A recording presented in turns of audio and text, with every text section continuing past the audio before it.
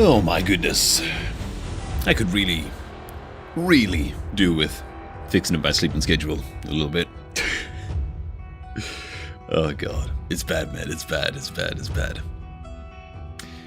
Oh, yo. Hey. How's it going, everybody, man? How is it going? Holy crap. Let me get some coffee in me, man.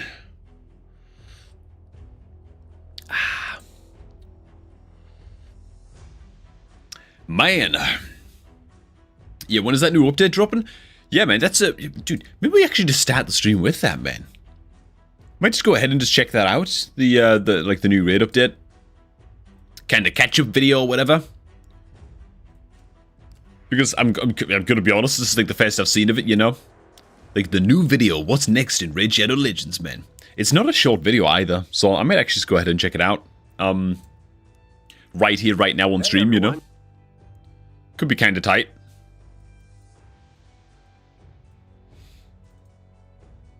And I mean, why not?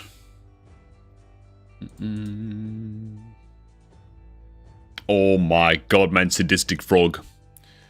You absolute madman. Use 5 ancients to get the 1+1 Lego. Dude. What the hell is that? Some ridiculous luck, dude. I'm still banking on the fact that I'm really badly hoping that there's going to be a 2x Ancient Shard pulling event over the course of the actual championships. Oh yes, sweet. Okay, man, it's confirmed. 2x Ancient, Void, and Sacred Shards event for November 29th. Holy crap, dude. Oh my god.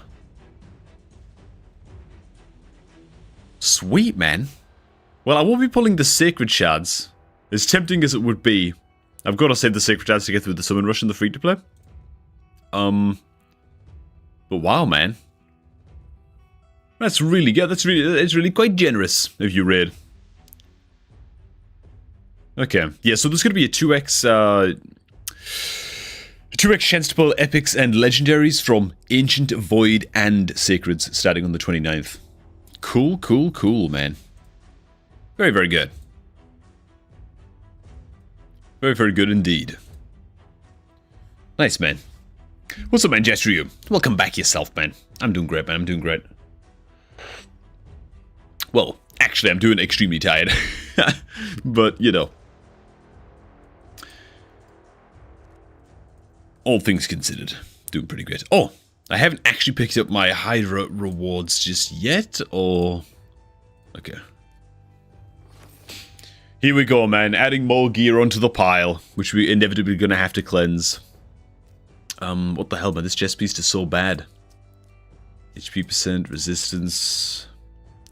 It's actually a pretty good shield for protection, to be honest. Speed, accuracy, defense. Pretty solid, pretty solid. Hoping for your favorite champ, Cardiel. Oh, man.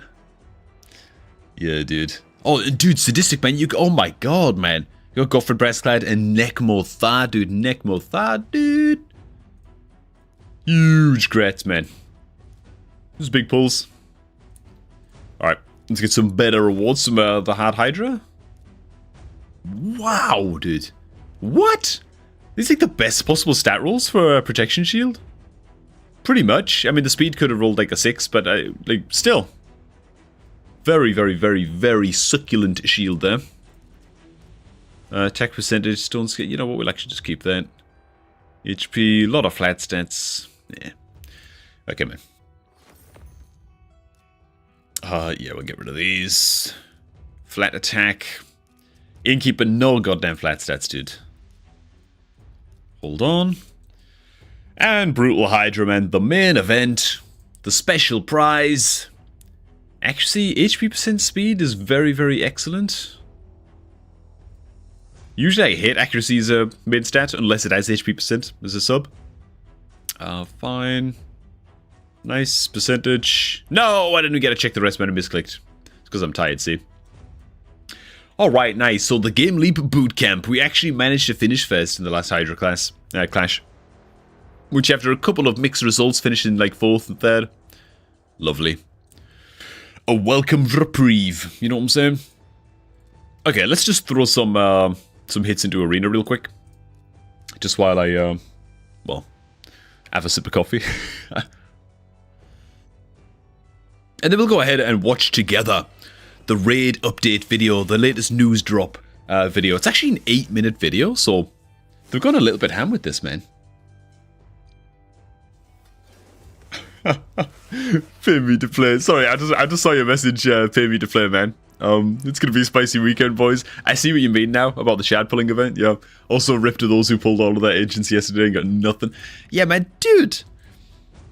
I mean, I really hope there weren't players out there who are like creating a new account who pulled their agent shards for the 1+1.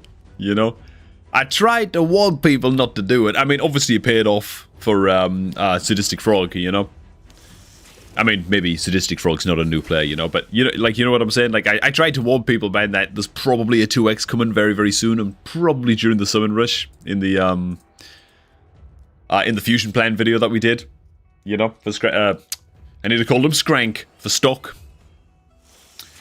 Okay, let's just go ahead, power through a few of these.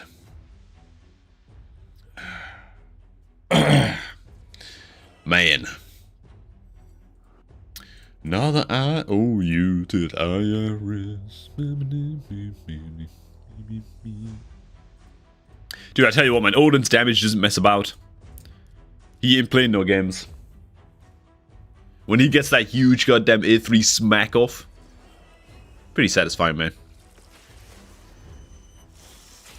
Okay, let's have a Thor.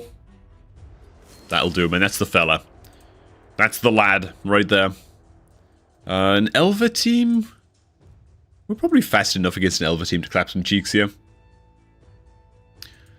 Okay.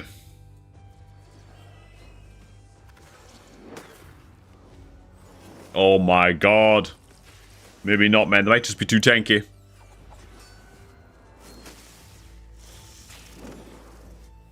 Oh, is Thor gonna miss his turn? Because of the true fear? He does. God damn it, man. Oh my god. Okay, well, Odin's still not playing games. At least we got the block damage up. Okay. I finished my tutorial batch from 2019, but I dropped the game for forever until recently. Only on day 72 of daily login rewards. Damn, Sadistic. Wow, that's a really unique situation to be in, man. That's crazy. If I can ask, like, what was it that made you drop the game originally, and like, what made you come back? You know, were you just like playing other games maybe, and just didn't have time when you first started, but maybe like your work schedules have changed now or something? Because that's what it is for me, you know. Like for me, dude, I used to be a massive MMO gamer. Like I would blast MMOs, bro. For the longest time, like through my 20s and stuff, like my early 20s, I was really big on MMOs. Because I had like much longer to play. Like I could sit down and play for like, you know, 5-6 hours a day and like blast the hell out of an MMO. And I'd make like YouTube content for it and stuff as well. So there was some like kickback from that because it'd make like some ad revenue and stuff. So I used to have like a WoW channel, the Warcraft channel. But now it's like, bro, I don't have time to play an MMO for like an hour a day, man. Let alone 6 hours a day. And if you know anything about MMOs, it's like, if you've only got an hour a day to play, don't even bother, man. Don't even show up. Like, it's just a waste of time. Like, you're just gonna always be behind everybody. So now it's like all my gaming time goes into raid, and that works well for me because, well, yeah, because I can jump in on a mobile and stuff, you know, and make sure I'm keeping up with dailies much more easily, even when I've got like a busy day. It's good stuff, you know. Yeah. I've actually still got a little bit of champ training to finish off today as well, but I'll do, I'll basically be doing that off stream. Minus this, what we're doing right now. Yeah. Yeah, the champion training tournament, I'm right there, man. In terms of the Prism Shards. Obviously not trying to win this, because, you know, we have an absolute freak in the group. But, yeah, I need like 400 points for the Prism Shards. I'm going to go ahead and polish that up tonight. The Spider Tournament should be nice and easy. Artifact Enhancement event is basically done. However, I'm saving the last few artifact upgrades here. Well, partially for the video that we're about to shoot on stream today. but also for a video that I'm shooting tomorrow that's going to be a very, very, very special video. And so I've got to be a little bit careful with how I upgrade my crap. I wish I had the time to play WoW. I miss the game. Man, I don't know, man. I kind of don't. But it's sort of because it became like a full-time job for me, you know? Like, creating content for WoW. Especially PvP content is so intense in World of Warcraft, you know? Like, it became like, wow. Doing it full-time as a job sort of became, I don't know, a little bit like life-dominating. A little bit like Raid Shadow Legends, where a game sort of takes over your life a little bit, you know? But it was definitely a lot more of like an intense experience, you know? Like really blasting in WoW, so I think I kind of played my fill, you know? I think the best of the videos, the quality of life changes. Yeah, man, we're going to get to checking the video just now, man. We got to get to checking it. Yeah. Okay, man. Let's actually just get to scoping it out right now. There it is. Full screen. Okay. Where's my face, god damn it? There it is. Okay. Hey everyone. Hey everyone. Dude, they always have one of the... They always have like a typical announcer voice on, you know? Oh god, log in for 7 days and you can get your hands on Jizzo. The incredible single target provoker. He will revolutionize your account.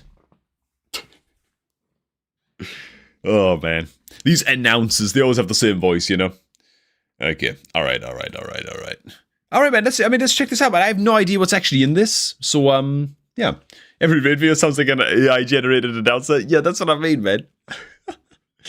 Max up your Loki's attack damage to blast your enemies out of the game. Okay, man. That's enough for that. Okay, man. Yeah. So, this is Raid Shadow Legends What's Next in Raid, Episode 8. Let's just check it out. I have no idea what's in this. Hey everyone. Man. The return of this legendary series has long been overdue. And we're thrilled to present a new episode at last. Welcome to What's Next in Raid. We've got a new expansion to Champion Gear that'll add a whole new layer of customization, live arena reworks with the introduction of seasons, and some much requested quality of life updates. We're talking background multi-battles, super raids for the campaign, and instant Hydra battles. Instant Hydra battles? Okay, hold the phone for just a second. What the hell is going... Hang the hell on, man. Okay. Genuinely, I'm just going to be happy for just one brief moment. Let me just check something out real quick. Because you know what? Maybe I should be like recording this. Maybe I should straight up be recording this, man.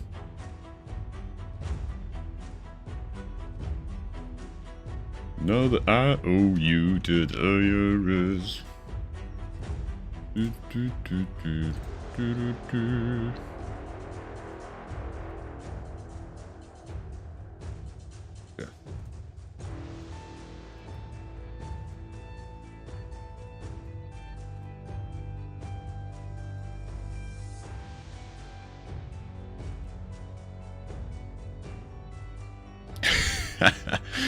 You weren't so impressed, John?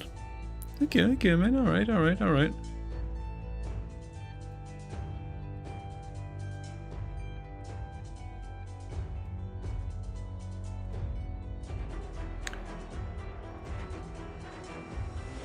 one moment. Just gonna fix some crap.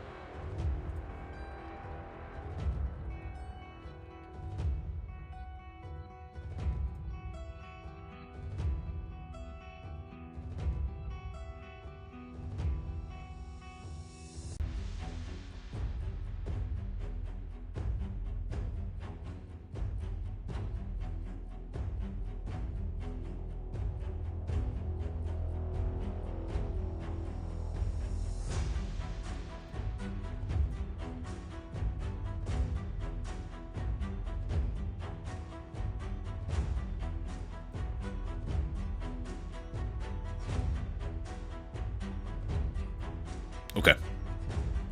Okay. Sorry about that, boys. I'm back. Just had to take care of something pretty urgently to prepare the account takeover that we're going to be jumping into straight after we're done reacting to this action that we're checking out right now. Signed into the new account. It's the account of Mr. Pures. Hopefully he's watching the stream right now. I think he should be. Okay, but that besides, let's go ahead and get to this, shall we? Okay. Background multi-battle and some much requested quality Skip back of life just a little updates. We're talking background multi-battles, super raids for the campaign, and instant Hydra battles. Dude. And finally, a new challenge awaits all players, but we won't spoil it That's the just clan yet. boss, right? Watch this video to find out what it is. Now, let's It's get the down clan to boss. business. The first big feature we're showing off today Okay, is what? relics. These powerful new resources give you an insane amount of new Okay. customization. All right. It's a whole new button. Let me just read this. No relic equipped. So you equip a new relic. I guess it's like a new single slot artifact item of some kind. Relics are a highly specialized type of gear. They add a deeper level of champion customization and strategic possibility. You can earn relics from fighting the Chimera clan boss and from events, and they can be crafted in the forge. Okay. What in the pay to win a relic's going to be all about? Let's find out. Suit how you play Raid. They can increase your champion's stats and provide abilities, new benefits that are similar to passive skills. For instance, a relic may grant a champion an emergency heal whenever their HP drops below 50%. It might enhance the efficiency of their turn meter manipulation skills, or it could enable a champion to place new and unique buffs. Sounds exciting, right? Sweet. There's more though. Each relic comes with a specific number of sockets, which you can put gemstones in. Of course they do, you know. Gemstones offer further improvements to relics, adding passive abilities into the mix. There's a ton here, from mitigating incoming damage to a chance at hitting twice with a default skill when attacking enemies under crowd control debuffs, and so much more. Abilities from relics and passive abilities from gemstones will work together, so you can mix and match them to create bespoke champion combinations that suit your playstyle. We want relics to open the door for awesome new team combinations that can take on Talaria's toughest challenges. This is big. This is big, dude. This is huge. You have an idea how many tier list videos you're going to see from every content creator on the planet when relics are first released and, like, unveiled? My first ever tier list for relics. Now you know why you're going to want relics. Here's some finer details about how they work. Both relics and gemstones come in different rarities you're already familiar with. Rare, epic, legendary, and mythical. However, gemstones will come in different shapes: circular, triangular, square, diamond, or pentagonal. Pentagonal. A gemstone will only fit into a socket that is the same shape. You can't force a circular gemstone into a square socket. Relics are a little bit more complex in that they have a rank and level that can be upgraded to make the relic more powerful. But Raid, bro, how do we get them? Great question. The Forge will be your main source of relics, with crafting materials available in Live Arena, the Clan Shop, and other areas. Oh my god. Okay, bro. So the crafting material... Did you catch that, man? Did you catch that? Where are the materials from? Materials available Live Arena, Clan Shop. Fair enough, right? It's always nice to have stuff to spend your pennies on. And Siege. Oh, god. Oh, my god. Okay, dude. Oh, man. Come on, man. I hope that they drop from some other places in the game, too. At least here and there. Live Arena, I'm not going to lie, man. I play one Live Arena a day for my advanced quest. One a day. And it gets me, like, the 20 auto battles as well. And then I just avoid it like the plague. I just can't stand it, man. It just takes too long. The queuing and the picking and the banning and the me. You always get some guy who's like asleep at his computer, you know? I don't know, man. Each crafting material for relics belongs to a specific group and can be used to craft specific And then relics. if your opponent goes first in Live Arena against your go first team, you just instantly concede the game. And it was just a waste of 5 minutes. Crafting relics will be different from crafting other gear, though. We want That's where I'm at right now. Customization, so we're allowing you to mix and match the crafting materials. Wow, look at that.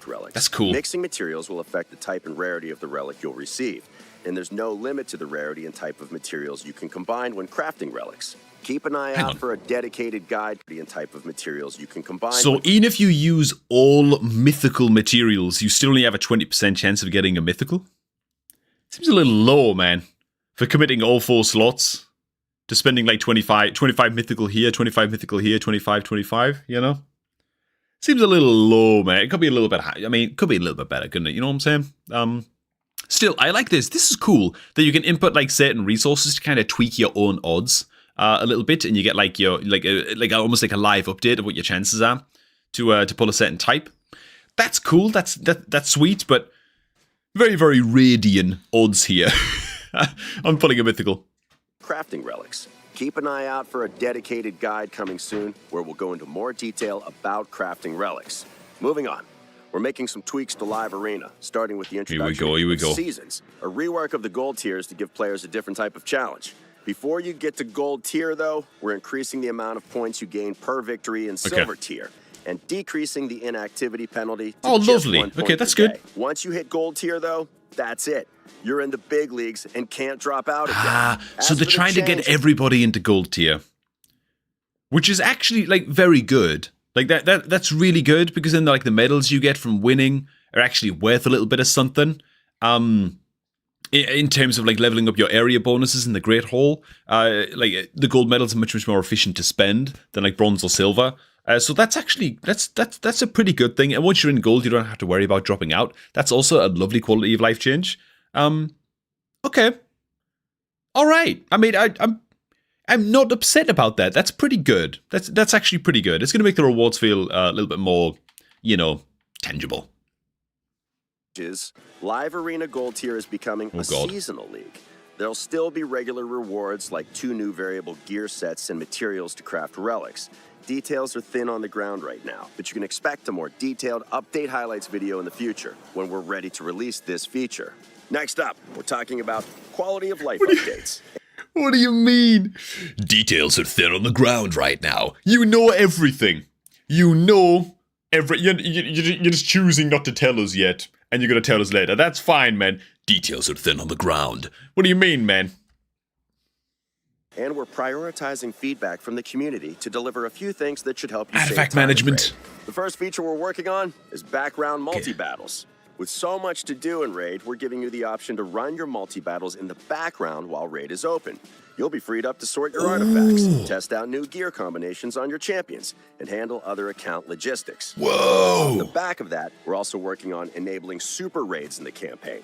Imagine running Nightmare Stage 12-3 in the background with super raids enabled while getting your artifacts ready for your newly upgraded champions. Sweet, sweet synergy. Finally, that's lovely. That's actually rather lovely. I like that a lot. As someone who's constantly playing 2 accounts, man, one on my phone, one on my PC, like time management for me is rough in Raid, That's really good. Man. Hard to bring instant battles to the Hydra. There's not much to say yet, but keep an eye on the news. We'll share something as soon as we can. And that's not all. We've also got a rework of the market, improvements to gear upgrading and auto selling, and more coming soon, so stay tuned. So not really a lot of updates there, but the auto selling feature in the Forge is huge. It's enormous. A lot of people are begging for that, especially because honestly it feels like a good 50% of the time when you're using the Forge building, you're not actually forging or like fishing for gear that's going to be like a big upgrade for your account. A lot of the time, you're just pumping out crappy supplies or crappy sets like Resilience or whatever, just to sell them instantly no matter what, and just earn some easy silver, So, that's going to be a hugely, hugely welcome feature. Did we see any screenshots of the new market? And that's not all. We've also got a rework of the... I mean, holy crap. Okay, so what we're seeing here from the rework in the market is a lot of familiar buttons all amalgamated in one area. So rather than having to go to the Altar of Souls, pick up the, to spend your goddamn coins or whatever the hell these are called, on picking up Perfect Soul pieces, the Bazaar, Tag Arena, you got the clan shop and the market all wrapped up in one spot. That's pretty tight, man. I like that. Like, a little bit less like hopping around all over the place in the game. To check on like what's in stock everywhere in all of the little in-game shops. That's just a lovely little change. It's not going to be anything like revolutionary. And I also wonder if they're going to change how the market functions on like a mechanical level. Because, 95% of stuff that shows up in the market is trash, I just buy all of the mystery shards that show up, and sometimes during champ training, I buy like a 39,000 silver cost uncommon champion. But that's it. The market. Oh, the ancient chance, gear of course. upgrading and auto selling, and more coming soon. I'm staying tuned, man. Tuned. And now comes the time to meet the star of today's episode. Here it is. Please welcome the one and only, the Chimera. The Chimera is Talaria's third clan boss, and its den is a dangerous place for would-be heroes who go in search of I gotta tell you the truth, man. Oh, look at how blurry that is. Gotta tell you the truth. Did anybody else feel this with the Chimera updates? Like, I was following the updates come out on YouTube and stuff. Felt like the first one, I made a video on it. For the second update that came out, Form 2 of the Chimera, I watched somebody else's video on it. I didn't bother making a video. You know, I watched, like, Nubs' video on it. For the third form that came out, I didn't pay any attention at all. I was like, yeah, you know what? I'm just going to wait until it comes out, man. This, like, drip feeding of information, I can't stand that, man. I can't stand it, you know? I was excited first, then I was medium excited, and then I was, Maybe that's just me. This isn't anything like the Demon Lord or the Hydra looks Clan badass. boss fights. In fact, it's not like anything we've ever done before, but more on that later. Our hardworking artists and modelers spared no time or effort making this monster of mythical it looks really cool. come to life. They had to do 4 times the work, too. As the Chimera has 4 forms it'll cycle through during the fight. There's the Ultimate form, the Ram form, the Lion form, and the Viper form. Each form comes with awesome visuals and its own set of unique skills which will require a special approach to handle. Here's how it works. The fight always begins with the Chimera in its ultimate form, and it will change forms every 5 turns on a preset rotation. You'll know exactly what's coming and when, so you can prepare accordingly. We also didn't want this fight to drag out, so after 65 boss turns, the Chimera will escape, ending the fight. What makes this fight really stand out against the other clan boss fights are the trials. Each of the Chimera's forms. So it's 65 Chimera turns. So you probably want to be moving like lightning fast in this, right? But it also looks like resistance is going to play a huge part in these fights as well. Against some of the forms, at least, based on what I've seen. So it's going to be interesting, man, to see what teams people come up with for this. Has 9 unique trials that can be completed, broken down into 3 difficulties: easy, normal, and hard. You'll have to do different things to complete them, quests, like man. placing a certain number of debuffs on the Chimera within a set number of turns, or dealing a set amount of damage using only poison and HP burn debuffs. There's 27 trials in total, and progress will not carry over between battles. You'll need to complete them in each fight. Interesting. Beware, though, the more trials you complete, the stronger the Chimera's ultimate form becomes. It'll start ignoring damage-reducing buffs and your champion's defenses. So be careful. If you can complete the trials and fend off the ultimate form's enhanced attacks, you'll net yourself some awesome extra rewards. You'll get special crafting materials that are needed to make high-rarity relics from the Chimera group, as well as gemstones and other goodies. That's on top of all the other rewards you'll get just for fighting the Chimera. Same as other clan boss fights, you'll get personal reward chests for dealing enough damage to the Chimera, which will be doubled if your clan gets it to 0 HP. We're also introducing the Chimera Clash to this new clan boss, which will work the same as the Hydra Clash. Oh, and there's also fragments for a brand new mythical champion. There he is, man. Brand new mythical champion, all that action. Okay, man. I mean, the fact that this is a Chimera Clash, something tells me that this is going to actually be a lot better balanced than the Hydra Clash because it's limited to such a lower turn count. Also, the fact that it's cycling 4 forms, it's much more difficult for me to imagine that there's going to be some crazy, ridiculous combination of like legendary champions or whatever that can pull off just unbelievable damage and be super imbalanced compared to everything else because it's shifting. Because it's shifting so much, you know, it doesn't have any decapitation mechanics to exploit or whatever. So I'm hoping that the Chimera Clash is going to be easier for Plarium to balance out than the Hydra Clash. As always, keep your eyes peeled for a dedicated video guide coming where we'll go into greater detail about the mechanics of this monstrous new challenge. Now, I choose to believe that it's going to be good. What's Next in Raid video if we didn't show off some of the incredible looking champions our artists have been working on. The holiday season is coming, and we're bringing Sir Nicholas's companion, Lady Noelle, into the fold. Don't get on her bad side, though.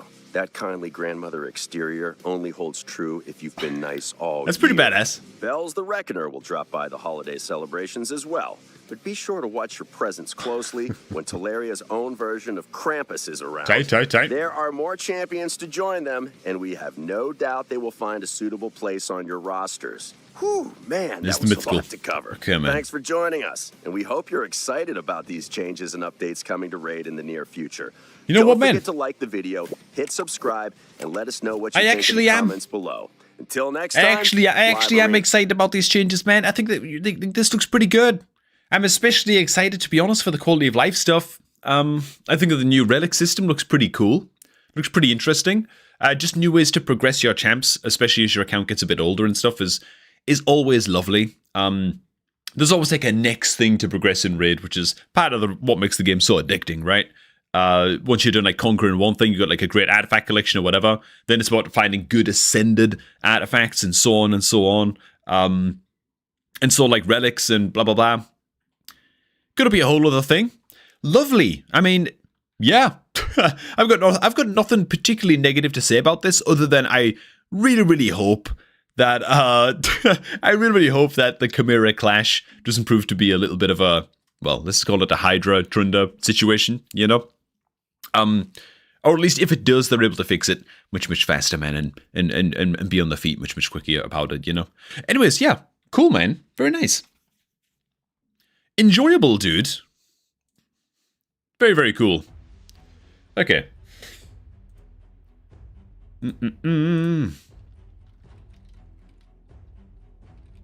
Oh. Sorry, the guy whose account I'm taking over just said, "Did I miss the stream?" Oh man, it's live right now, dude. Maybe he's in the chat right now, I'm not even sure. Okay. 50-50 on the new stuff, Wally, you think? Man, I think it looks great, man. I think it looks great, dude. Pretty cool. Pretty cool. What happened to fixing the market shot? Well, I mean, it's a decent step. It's an improvement. But yeah, they didn't actually show us the market window in that review, you know? So, yeah, I don't know, man. I'm not sure. Not sure how I feel about that, man.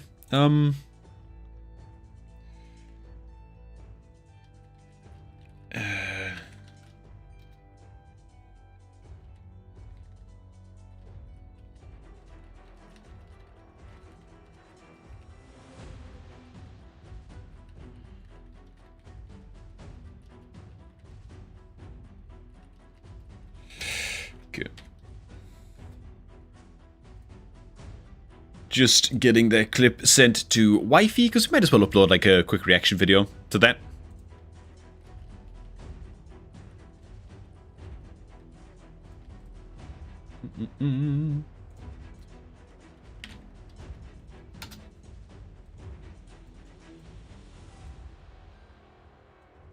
Okay.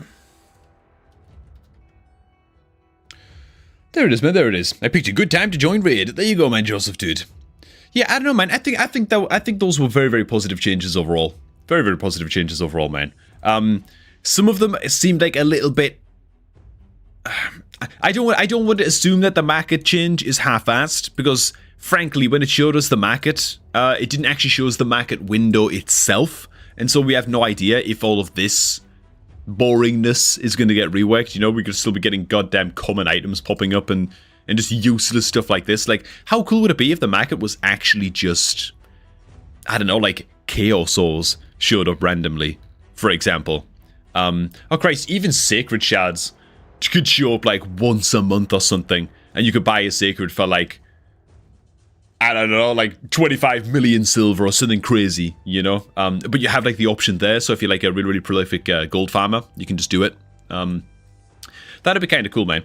Anyways, yeah, I'm not actually on my own account anymore, as you might be able to tell. So we're ready to do a quick account takeover here. It's not going to be a super,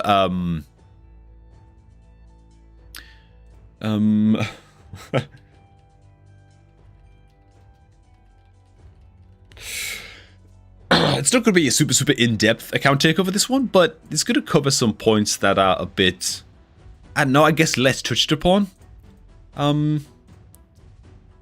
Just having a quick check around the account real quick, see where we at. My goodness. Triple Ascended Bow. It's a pretty good perception weapon for the kill here, man. Not bad, not bad. Okay. Let's take a look at this, man. It's been a month since I got an engine chat in the market. Yeah, they do show up like 5 once every 30 days, like the cooldown will refresh, but it doesn't feel like that. It feels like a much, much longer time. Okay, we've got the Loki with the 5-star soul. Flat HP. Yeah. Stun set is okay. Leave the stun set on. Decent accuracies across most of these champs, which is quite nice to see. Jareg. Attack percent boots. Ugh. Oof. Okay, okay, okay. Man.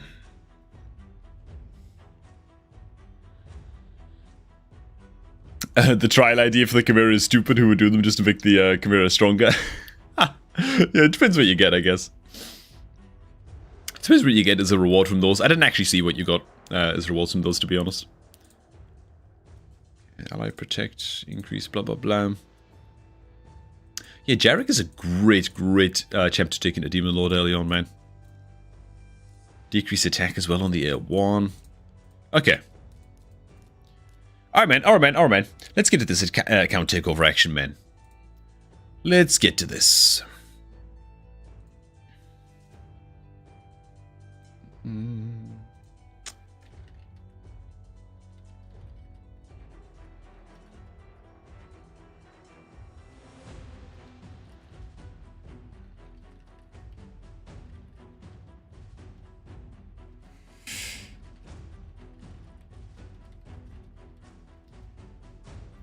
Okay. Alright, man. At least it's optional stuff to do in Chimera. Yeah, like the challenges and stuff. I mean, we'll see what the rewards are, man. If nobody's doing them, you know, I think that raid, like, they want you to engage with the feature, right? So they'll probably end up boosting the rewards up a little bit. Oh my god, what's a Ripper Fist doing here, man? Oh, just because we got the soul for it, I guess that we awakened this guy. Okay. I'm going to go ahead and check this out. Alright, man. Okay. So I go ahead, I'll cover what Mr. Pures is actually looking for on this account, because it's quite unique. It's going to be quite a unique takeover, this one. I do have a little bit of champion rebuilding to do, but I'm mostly going to be recommending champions to max up, and honestly, just areas of the game to really focus on, like a step-by-step, because this is one of those things, well, we'll get to in just a bit as well, but Raid, there's a hell of a lot that you can do, hypothetically, with your time, but in the early game, I feel like there's some very, very set things that you should be doing after you have your first level 60 champ, but like that's very, very rarely explained to new players, so that's what we're going to get to in this video, man. Oh my god, dude, the Dempy has been taken up to 40. So for the fusion, she only needs to go up to level 30 for fusing Relic Keeper, so... But yeah, this is what I mean, man. It's not always super, super clear what you should be doing in the early game in Raid. Ooh, the Amager could use a rebuild as well. Need some crit damage. Crit rate. Gauntlets. Okay. Yeah, I'll touch on the champion builds towards the end of the takeover, man. That's fine. That's fine. Okay. I need to enter recording mode for just a second. So let's have it, man. Let's have it. Okay. Hey, what is up, guys? This is Cobb, and welcome to the account of Mr. Pures. He's not even 2 months in, man. He's approaching his pickup for good old Yaga, and this is what his account looks like at present, man. Got his kill up to level 60 recently, acting as his campaign farmer. No speed boots on this kill just yet, and I will be fixing up the builds on some of these champions just a little towards the end of the video. The son of a gun actually has Cantor the Cyclone, which I'm so jealous of, because this is a champ I just want for style points on my main account more than anything. Such a cool champion. But yeah, he's got her. His champion collection is looking great, but he's at the place right now where he has his first level 60 champion in the form of Kale, which is awesome. It's a great super early game account milestone to have. But then what the hell do you do next? What do you do after you have your campaign farmer, usually your starter champion, taken up to level 60? What should you be focusing on next? Right now, he says he feels like he's just kind of, I don't know, like engaging in some events here and there, you know, blasting some tournaments. Just like grabbing a bit of gear, but he kind of feels like he doesn't know what to really be focusing on. What's the next step? What are the next goals that he should be working towards? And hey man, if you're looking to get involved in this series yourself, then make sure to go ahead and hit my beginner promo link down below at the top of the video description box to sign up to raid using my beginner promo link. That's the easiest way to get a priority pass to get involved in this account takeover series. Then you can go ahead and join my Discord, which is also linked down below in the description box, and submit your account there for takeover. It's quite the queue, so I'll get to it as soon as I can. I'm working my way down the list. I've got through most of them on the list at this point. But yeah. So let's do this, man. What should you be focusing on after taking your kill up to level 60? Well, first of all, what I want to check on before we begin with anything is that we've actually got 3 stars across all of the campaign stages. So if we go back to hard... Okay, we did. We 3-starred everything in hard. I'm guessing we 3-starred everything in normal. Lovely. Yeah, so first thing that you want to do, in my opinion, as soon as you've got your campaign farmer up to 60, is just make sure that you're getting 3 stars on every single stage, no matter what. Even if you have to run like your campaign farmer plus, well, something like a Loki, for example. Like your campaign farmer plus a helper, just to sort of help them get through those rougher stages and beat all stages with 2 champions or less. And so... it's totally worth doing. Oh, we've not actually made it to Brimstone Path yet? Ooh. That's a bit of a problem. That's a bit of a problem, isn't it? I guess that we're getting stuck. Okay, yes, we're getting stuck on the stage 7 here. And it looks like the Loki and the Kale are not quite able to hack this. Okay, yeah, we've really got to take care of this. This is like kind of like a huge deal. We actually have the Jareg sitting at level 37 in the champion roster just here. Just behind my camera. And so the Jarek might be able to help us get that done with his increased defense and ally protect. And so maybe that's something that we can work on during this takeover as well. But yeah, that's one of the basic challenges you want to get done. Other basic challenges are going to be the super early game stuff, like keeping up with these suckers. And so we're actually quite far behind on the artifact challenges on this account. Just make sure you go ahead and go back and get all of these done. I mean, it's win 3 helmets from clearing stage 2 of Suze Varnock on normal. Very easy to do. Boring and tedious, yes, but they are worth doing, right? They are worth doing at least up until they start to become a little bit of a struggle. And then you can kind of hit pause on those. But the easier ones, I would highly recommend that you keep up on those. And similar sort of with the Arbiter missions as well. We're making pretty good progress on these, to be honest. Like, we're doing okay for where we are in the game right now. But, yeah. Campaign, missions, challenges. Those are like the mega early game goals, right? Now, once those are kind of out of the way, we've got the campaign farmer ready to rock and roll, which is great. What do we want to be focusing on next? First and foremost, it's fleshing out your champion roster. This is like the easiest goal to really pay attention to, and this concerns me a little bit, but of course, this tip is going to relate to shard pulling, okay? And so, you only ever want to be pulling any of your shards in the summoning portal when there is a 2x event active, okay, meaning a 2x chance to be pulling. Oh god, we've actually keyed in some champions here, which leads me to believe that we've been pulling ancient shards outside of a 2x event, Mr. Purez. Okay, yeah. You want to wait for the 2x event to be pulling epics and legendaries from your voids, your ancients, your sacreds. Very important stuff. And of course 2x on mythicals for primal shards, if you get so lucky to collect some of those. It looks suspiciously to me like we've just been pulling the crap out of the voids and the ancients like crazy a little bit on the account. Because, I mean, we have 2 mystery shards in our total collection. So, yeah, just be saving your shards for 2x events, especially in the early game. It's going to maximize your chance of just building out your roster very quickly indeed. Just notice, well, we also don't have the gem mine unlocked at all. Oh, okay, we do. Just 1 level. Alright, yeah. We definitely want to be focusing all of our gems and upgrading the gem mine wherever we can from now on. Out of curiosity, yeah, we didn't unlock anything in the Guardian Ring either. But yeah, gem mine we should definitely unlock. Okay, man, so thing number 2 to focus on after getting your first level 60 champ. These are just going to be, honestly, your clan boss champions. As for what team we're running into clan boss right now, there we are. We hit easy for like 6 million, and this is the team that we're running right now. Okay, so the Jareg is actually great. The Reliquary Tender can do a little bit of a job for us, I guess. Brings a little bit of healing. not the worst. The Kale is obviously going to be great. Who's this guy again? Genzin. Decent damage dealer. Brings a decreased defense as well, which is lovely. Multi-hitter on his A1. Bit of 10 meter fill for himself. Not bad. He can stay. Loki can also probably stay for the time being.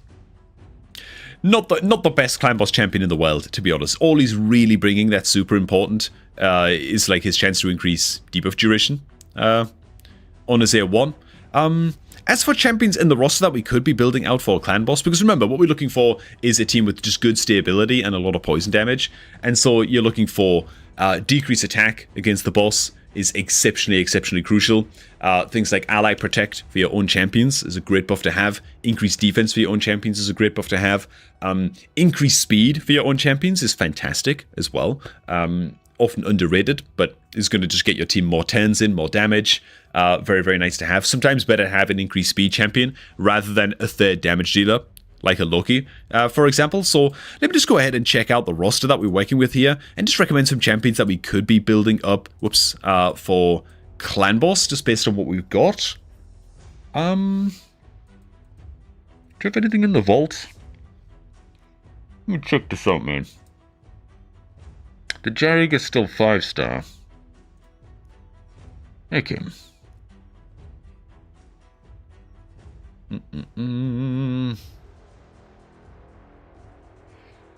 Alright. So the Jarrig, the Reliquary Tender, these two are already in the team. The Jarrig needs to be level 60 though. As quick as possible, and honestly booked up as quick as possible as well. Probably. Reliquary Tender's doing fine. Matthew's Black Flail isn't really a clan boss guy. The Ripper Fist here, we'll get to this guy in just a little bit. We actually do have Grave Chill Killer sitting here, but no poison sensitivity debuffer to go with her, which is a little bit unfortunate. Okay. Now that I owe you to the IRS. Okay.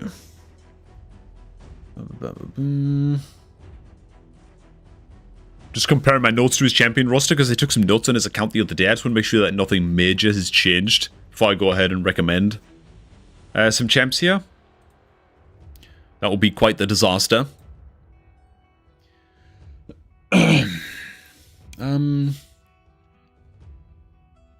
No, I think I stuck in pretty much the same. Yeah, I mean the Loki's got to go, right? Loki's got to go. It's always the bloody Loki, man. It's always the bloody Loki. Okay, so based on the roster that we're working with, I'd recommend highly that we take the Jarrig up to level 60 as our next level 60 champion and get him fully booked up during the next CVC with Epic Skill Tomes. Basically, as quickly as possible, Jarrig is going to be absolutely integral to this clan boss team, and getting his cooldown reduced on his A2 is going to be particularly important, right? Having him as quick as possible, like as fast as possible on the team is also going to be super important, so that he has max uptime on this ally protection and increased defense buff on all allies for a couple of turns. It's just a huge deal to have, and it's going to drastically increase our survivability into Demon Lord Clan Boss as a result. And yeah, having the Jarrig being level 60 and as tanky as possible, he's going to be taking all the extra damage from ally protect. It's going to be quite important that he's level 60. Also, having some extra skill books going to the A1 is not just fine, but actually good as well. Higher land rate on the decreased attack debuff is going to be very big, and yeah, we want 100% uptime on this debuff if we can. Whereas things right now, it's only at a 40% land rate, so some more bucks into the Jarrig are going to be a huge deal. Then I would look to probably, I mean, you might want to take the Reliquary Tender up to level 50, continue to use her as a healer in Clan Boss until we find something better. Don't get me wrong. Hopefully we find something better rather soon.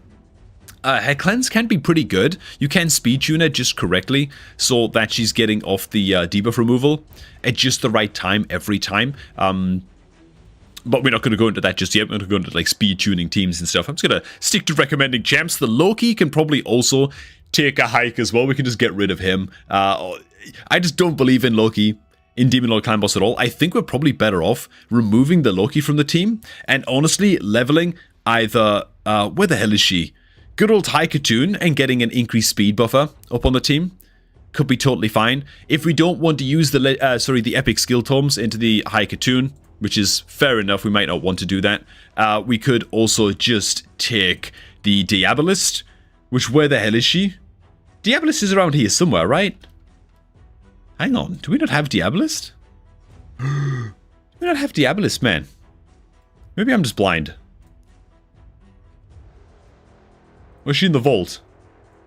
Okay, we have one Diabolist in the vault. Okay.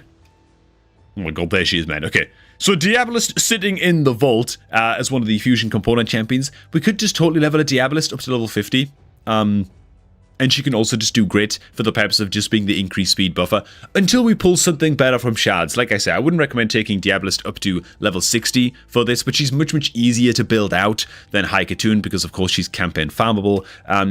Chicks to level 50, where do we find a better option for like a speed buffer that ideally brings a little bit of something else to the team as well, like increased attack buffs or whatever, you know, from our shard pulls in future. But just having an increased speed champ on the team is probably going to help out the damage quite a bit as well, especially given one of our damage dealers is Genzin, and he just kind of smacks stuff repeatedly, so he's going to benefit quite a lot as well from being built on out. But Demon Lord Clan Boss, this is definitely going to be one of your key focuses after getting your champs up to level 60, or your kill up to level 60 for the first time. And if you're able to farm like hard and brutal or something like that, like after a couple months, that's pretty good. Like you're off to a very good start in that case. So Demon Lord is definitely the first thing that you want to focus on building champions out for. So I'd highly recommend that during shard pulling events, 2x events, stuff like that, any epic champion you pull, if you're not sure if it's going to be good into Clan Boss, hellhades.com, look up the champion, okay, and just look if Hell Hades recommends that champion for Clan Boss or not. It's not always going to be 100% accurate or reliable, but it's going to do a lot to just kind of inform your decision if you're not sure, right? Next up, man, next thing you want to be focusing on are going to be setting up dungeon teams. Now, what does this look like? It's like the 4 core dungeons that we're talking about here, right? The early game dungeons, you might want to call them. Your first points of progression: Ice Golem, Spider, Dragon, and Fire Knight. Progressing in these dungeons, especially so that you can farm tournaments like this one, where we have increased drop chance on Savage Gear, and you can also earn some free rewards in Fire Knight as well as you go. Like right now we're only on stage 9. It's a big leap to make it to stage 10 for the first time, because then 3-star artifacts don't drop anymore. And the milestones in dungeons are like stage 10, stage 13, 16, and then 20. Those are the milestones that you want to be working towards, and those have like good energy break points, so you can farm them efficiently. When you eventually get to stage 16, it's Void Affinity, it's quite cheap to farm, and you get the chance, or like a pretty decent chance, for 6-star artifacts to drop. And stage 20, you can no longer get 4-star artifacts. So like big milestones to aim towards. But yeah, as for a quick tip for how to build out each of these dungeon teams: Ice Golem, increase defense, decrease attack, take things slow. Don't be too quick to include things like increased speed and increased attack champs and decreased defense champions, right? Take things slow against the Ice Golem's dungeon and you can progress just fine. Jarek is going to be a great champion, again, to take up to level 60 for Ice Golems to help us progress here. Just because you're not trying to kill the boss too quickly, right? Focus on just surviving and you'll do just fine into Ice Golem's peak. If you kill the boss too quickly, it's going to counterattack the crap out of you and just wipe the hell out of your team, which is not great. The clears will be slow, but at least they'll be reliable. Spider's Den is all about having some good AoE crowd controllers, or some good AoE nukers that can consistently control or kill off the spiderlings, and then a lot of 10-meter control and decreased speed champions to keep the spider boss itself under control. Quite an annoying dungeon to get started on, to be honest. Dragon's Lair is the opposite of Ice Golem. You're just in a damage race with the boss, right? Just have like 1 or 2 champions with AoE control or whatever, big AoE nukers, that kind of thing, to get you through the waves. And then against the boss, HP burners, poison damage, decreased defense, champions, max HP damage, right? Like Cold Hearts A3, for example, stuff like that. Just big, heavy hitters, increased speed champions. You're just damage racing against the boss to get it dead as quickly as humanly possible in Dragon Slayer, and a lot of percentage health damage is going to help you do that. And against Fire Knight's Castle, it's, one or two champions, again, to sort of get you through the waves. And then as many champs as you could fit into the team that have multi-hitters to break his shield stacks, and then 10-meter controller champions as well. And so, yeah, we'll check out the roster real quick, I guess, and see which champs we could hypothetically build out for these. But this should be your next focus. Once you've got your first level 60 champ, you know, you've got a reasonable clan boss team up and running, you should be looking for champs to help you take on these dungeons, man. Because being able to farm these dungeons, again, during tournaments, get all those free rewards, those increased drop rates, this is what's going to build you a good early game supply of, hopefully some 5-star, maybe some 6-star gear, as you start to enter into the mid-game and start to build out and max out more champions, you know. It's going to be crucially important that you build up this good sort of gear stock supply in the early months of your account, man. So champions we could actually level up on this account. I mean, we've already talked about Jarag, who is a great champion to bring into Ice Golem, just because he's going to help you stay alive through all of those counterattacks. Very, very nice indeed. I'm not sure what Ripper Fist is doing here, by the way. Apparently he has some use in Fire Knight's Castle. What? Just because he has like a double hitter? Okay, double hitter and a triple hitter. I mean, I would not recommend leveling Ripper Fist, frankly. I think we'd be better off just holding on. Just holding on to some better options. In terms of multi-hitters, things like Apothecary, if we find him in future, would be great. Wow, we actually got a Phoenix just sitting here as well. That's quite interesting. That's quite good. Yeah, we just don't have that many good champs right now, though, for taking on a lot of the bigger dungeons. We do have an Armiger sitting at level 40. Remember that we do have to build the Armiger out with 100% crit rate and 10 accuracy for every dungeon stage you're clearing. So if you're clearing stage 10 of Spider and you're looking to control the Spider's 10 meter with an Armiger, then you're going to need 100 accuracy. If you're on stage 15, 150 accuracy, and so on and so forth. The Armiger right now is built out with defense percent, main stat gauntlets, and I gotta assume these are like defense or, oh god, flat attack boots. Oi, oi, oi, oi, oi. Yeah, I'm not gonna be rebuilding a lot of champs on this account. If not, I'll be here all night, because I get so carried away when doing that. But yeah, some champs in this account do need rebuilds. I just can't get to all of them in this one session. So Armiger is a champ that is worth taking up to level 50 once you can reliably build him out with 100% crit rate. And for that purpose, we should be using the fitting room during an artifact enhancement event to just roll up some gear. Ideally, you're going to find some like crit rate percentage main stat gauntlets. It's going to be the easiest way to get Armiger's crit rate up and just build them out like this. And yeah, pull the trigger on taking Armiger up to level 50 when you have the resources, and you can do quite a lot of work against the Fire Knight, 10-meter control, and Spider's Den. Besides that, we just kind of need to wait for shard pulling events on this account, to be honest. Farm up dungeons where we can, stage 10, dragon tournaments, stuff like that are going to be quite important for us to farm out.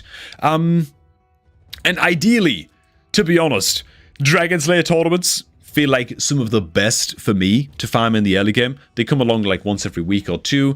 Dragon Slayer tournament will kickstart and you'll get increased drop rate on speed gear, which is just some of the best gear in the game.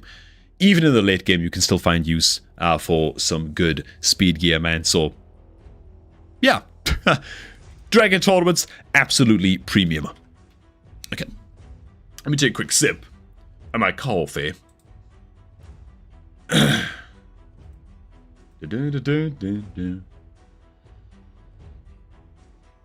Savant. How do you think the new relics will work? They're going to be game-breaking and force players to participate in the new clan boss. Well, the new clan boss is going to be quite high level. Like, you've got to think, how long does it take you to start playing against Hydra? And, you can be playing Raid for like 6 months and, not even be getting the weakest chest from normal Hydra. You know? If you put it that way, it's, I don't think new players are going to be that impacted by Chimera. Either you can clear it or you can't. You know what I'm saying? Like, I don't think it's going to be one of those huge pain in the butt bosses that, oh my god, man, I have to go fight Chimera now. You know? Like, if you can clear it, you're probably going to be quite hyped about it. So, New boss might be level 60 upon entry. And 5 months on and can't get Hydra shown. Yeah, Hydra's tough. Hydra's really tough, man. I think I was like 7 months in before I started getting like the good chests from normal Hydra.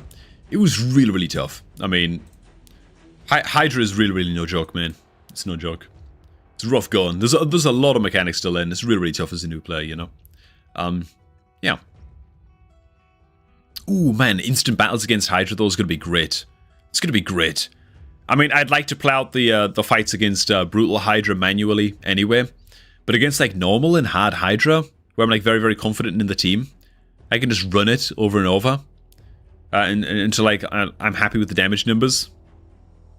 That's going to be awesome. That's going to be lovely, man. So...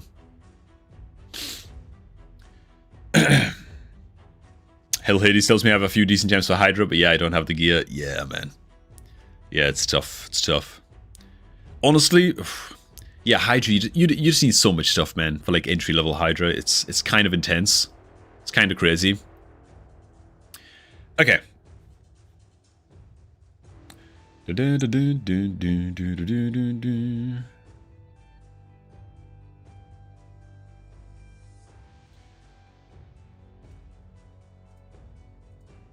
Let me just check something out real quick. Okay.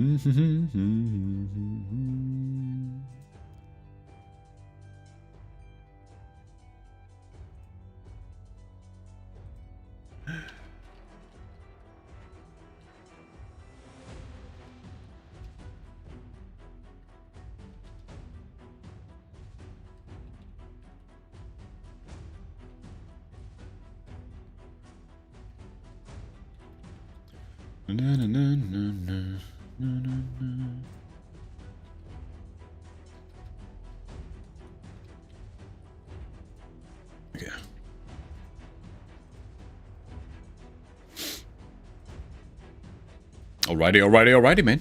Do you think we'll take away the regroup when we get autocomplete for Hydra? Yeah, ooh, that's what I mean. Yeah, I was just thinking about that actually as I was saying it out loud. I was like, okay, so I could just run the same Hydra battle again and again and again, hypothetically. Yeah, I could just run the same Hydra battle over and over and over on auto battle, and I know what my like above average score would be, so I could run it like 5 times or whatever, as many times as I can be bothered, and oh, there we go, I hit like the 60 million damage or whatever. That's like above average for me. I'm gonna keep that result. So I'm not sure, man. I'm not sure, dude. Hey man, John Manasco. I posted on your Discord, I really need your help. I'm Saxa on there. Ooh. I'll have to check it out after the stream, man. I'll have to check it out after the stream. But thank you for the account submission, dude. If that's what it is. I do appreciate that, man. All account submissions are welcome. Though we are going to focus on early game folks for the most part. Okay. What are we up to next? Okay.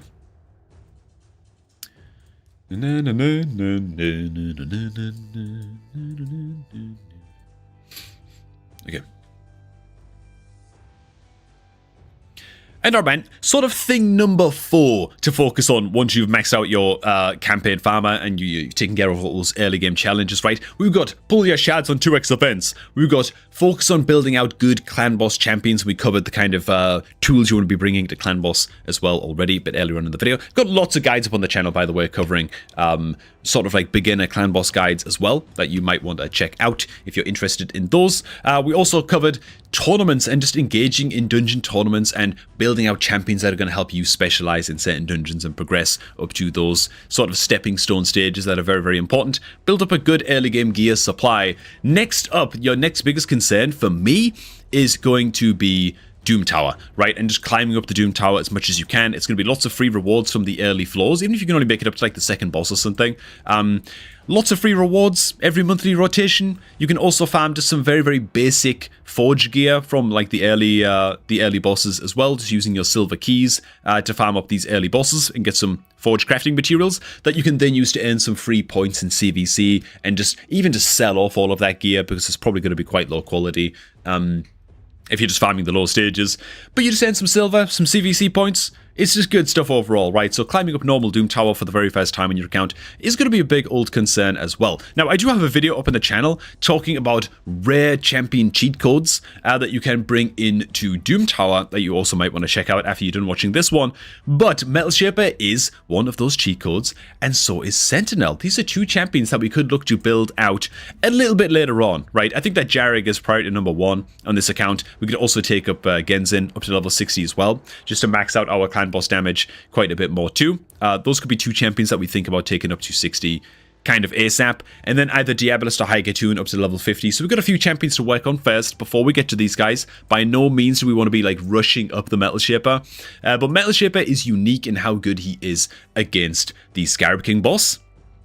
Just because he has a 2-turn cooldown, 2-turn duration shield buff. So as long as Metal Shaper is booked and is the fastest champion on your team, all you need to do then to defeat the Scarab King boss in Doom Tower, because the shield, like 100% shield uptime is so important, otherwise you trigger boss counterattacks.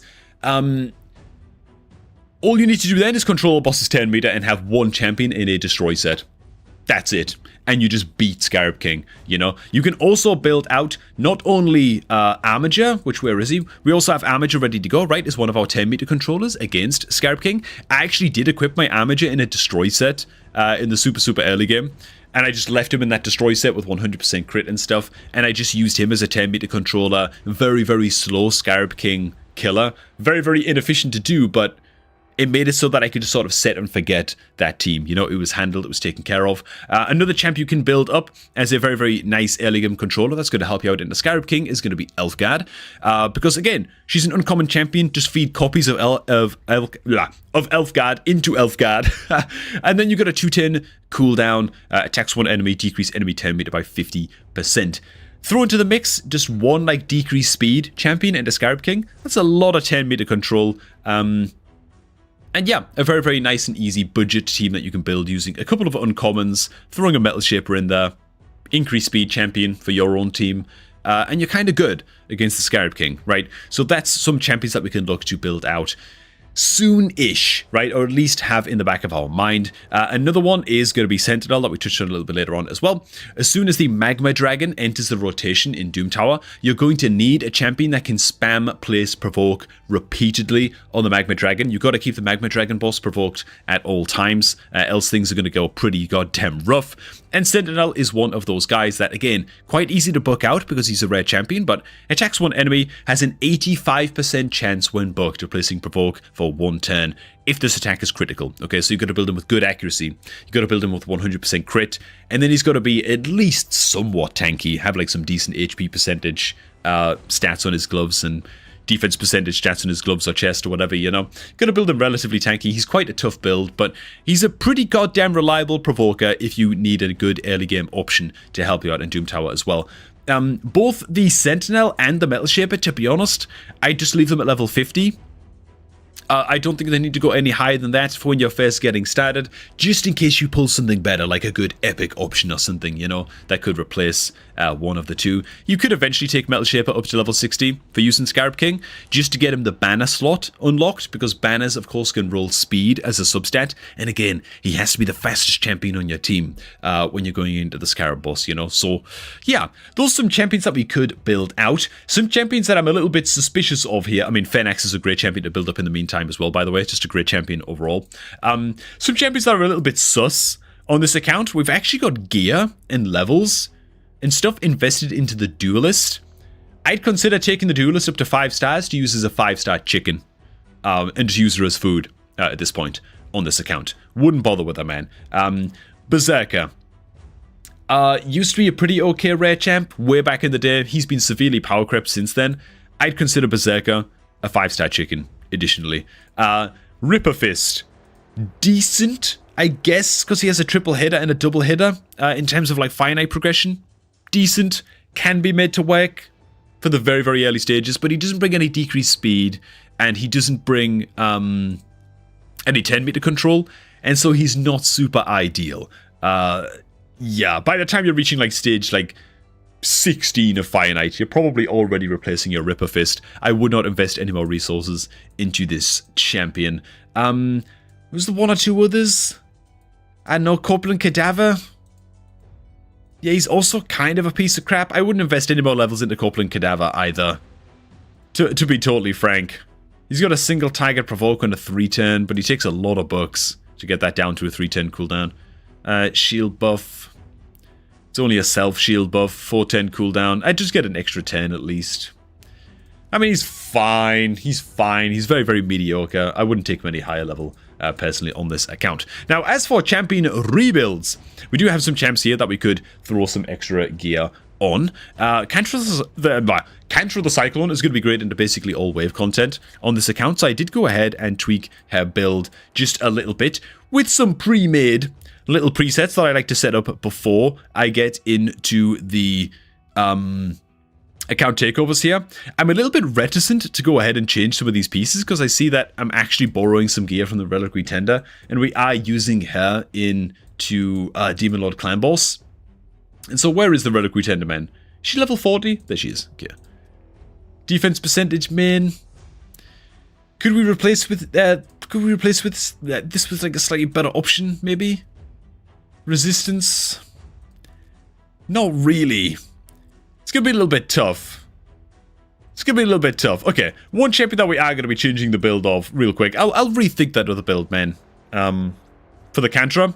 That's a little bit of a luxury rebuild that we're working on here, but I'm going to go ahead and take some gear off of the Elhain, namely a couple boots here, some boots here that rolled into speed and crit damage, and so those are going to be great. We also got the crit rate gauntlets off of the Berserker. They also rolled into crit damage as well. The result is going to be a much better crit rate kill overall. Did I change any of his accessories? Okay, I guess I didn't. But yeah, the kill's crit rate.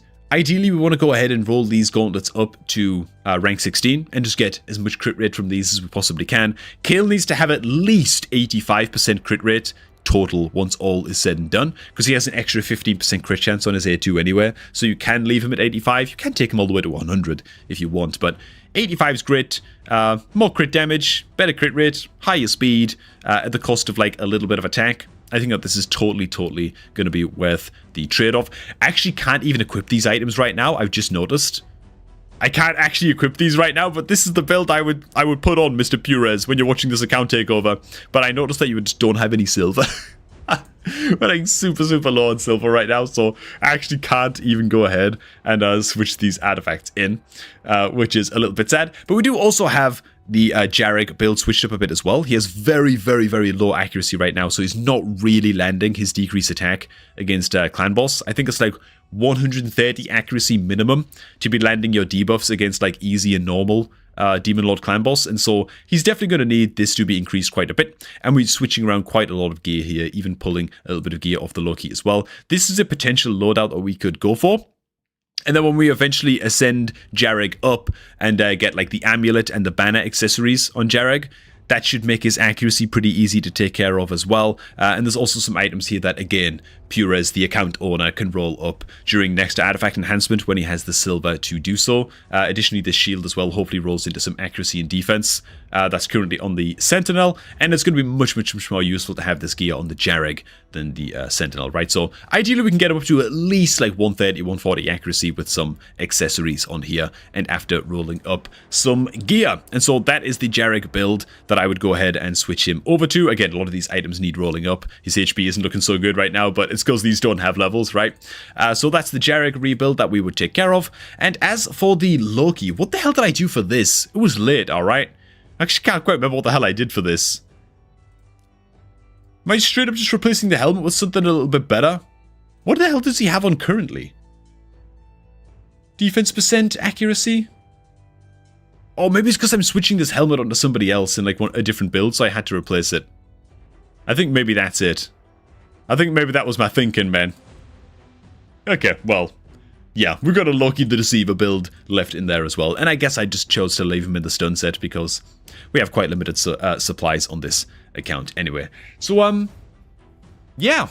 I think that's basically everything good to cover in terms of champion builds. Like I said, I'm just incapable of tweaking anything on this account right now. And those are really the 4 things that you want to be focusing on after you've got your first level 60 champ up and running on your account, man. Once you've got all those early challenges out of the way, literally the challenges, the earlier missions, 3-star in all the campaign stages, all of that good stuff. 2x shard events, very, very crucially important. Building out a clan boss team and covering all of the bases that you've got to cover with those. Focusing hard on dungeon tournaments and trying to collect and take up to at least level 50 some dungeon specialists for each of your dungeon teams and blast the hell out of those during tournaments, specifically the dragon dungeon, where you're going to be getting that increased drop chance on the likes of speed gear. Very, very crucially important. Finite is also great for Savage gear. Fantastic, fantastic set for your nukers. And then your Doom Tower champions can come after that. Yeah. Is that pretty much it? Is that kind of everything I want to cover? I think it is, man. So, a little bit of more of a theoretical account takeover in this one today for Mr. Pures, but all the same, I do hope that it was helpful to learn about a few things in this video for newer players who are in a similar position, who have their first level 60 and weren't really sure where to go from there. So, hell. Thanks for watching, guys. Hope you guys did enjoy this one. If you did enjoy this video and you want to get involved in this series yourself, then the easiest way to do that is simply by signing up to Raid by using my beginner promo link, which is down below at the top of the video description, man. You start off your account with 4 free epic champions. It's an incredible, incredible way to start off a new Raid account. And yeah, we'll get you a priority pass for getting involved in the account takeover series, which you can get involved in and submit your account for by using the Discord link in the description box below. Alright, thanks for watching, everybody. Hope you guys enjoyed this one. And I'm going to catch all of you guys just a tad bit later, man. Alright. A little bit of a short and sweet account takeover in this one. Like I say, it's a bit sad to be a little bit limited with rebuilding these champs. Just because of the lack of silver on the account. But I think the account's off to a good start, man. I think it's off to a pretty saucy start. Okay. Cool. It's off to a pretty saucy start. It's just, like, we've invested a little bit of supplies into champs that we really didn't need to bother with, but it's fine. We can convert these guys into food. A little bit of a later date, you know? So it's not like the biggest deal in the world, man. Why do people make multiple accounts and have ults and stuff? Sadistic? Sometimes you're limited in Raid by what you can do by, like, the resources on your account. So having 2 accounts up and running sort of makes it so that, hey man, if you can't pull in a shard event on one account, maybe you have the supplies to do it on your other account, you know? Sometimes people spend on their main account, but don't spend on their second account, so they have like a free-to-play challenge going on at the same time. That's the way that some people do it, you know? And if you do decide to do that, what better way to do it than by using my beginner promo link, man? No, genuinely, it's a fantastic, fantastic beginner promo link. Yeah, I think it's actually the best one that exists at this time. Even better than Ash's promo link, which actually gives you a free legendary. Because frankly, I think it's better. I think it's better to have like a good influx of just very, very good epic champions early on that are much, much easier to build out than getting a free legendary in the early game that you're just never going to be able to book. It's going to take you like 4 months to get the legendary skill tomes to like max book a legendary champ, you know? So there you go, man. I'm throwing down the gauntlet, Ash. My beginner promo link is the best. But no. But yeah, that's why people would tend to have second accounts, man. For me, it's more just about like the challenge of it, you know? And it's like great for YouTube content to have like my own little free-to-play adventure going on. It's just lovely, you know? It's a fun little challenge, man. It's a fun little challenge. So, yeah. Lol, but if I use the beginner promo link to have priority on the account takeover, can I have the account takeover on the first account? I mean, I guess hypothetically you could. Hypothetically you could, Sadistic Man, if you wanted to do it that way. I tend to pick accounts that are like quite early game though. Like this one's very early game, but I tend to like try and pick accounts that are in like the first 120 days for the account takeover series, because I know what I'm doing a lot more in like the early game and like the start of the mid game and stuff in Raid, you know. Yeah. Okay, man. Okay.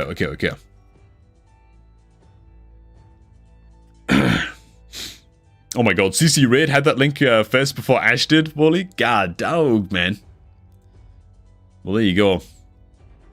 Okay, I'm just going to switch back on over to my main account and just let Pures know that the account takeover is done and that he's good to go.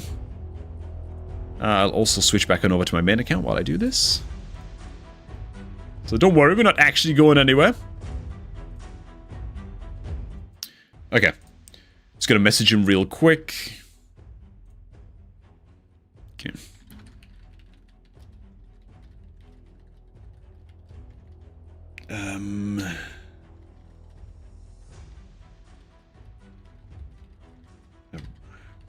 Since there was no silver, I went ahead and maybe I don't know actually. I don't actually know if the account takeover that we just did. I don't know if Puros was actually watching the stream. Maybe I missed one of his messages, but I'll go ahead and just give him a quick summary of what happened, man. Since there was no silver, I went ahead and planned out some builds for Kill, Kantra, and Jarrig in the preset manager. Smile. Also focused on giving a ton of advice on what to focus on next, like goals, etc.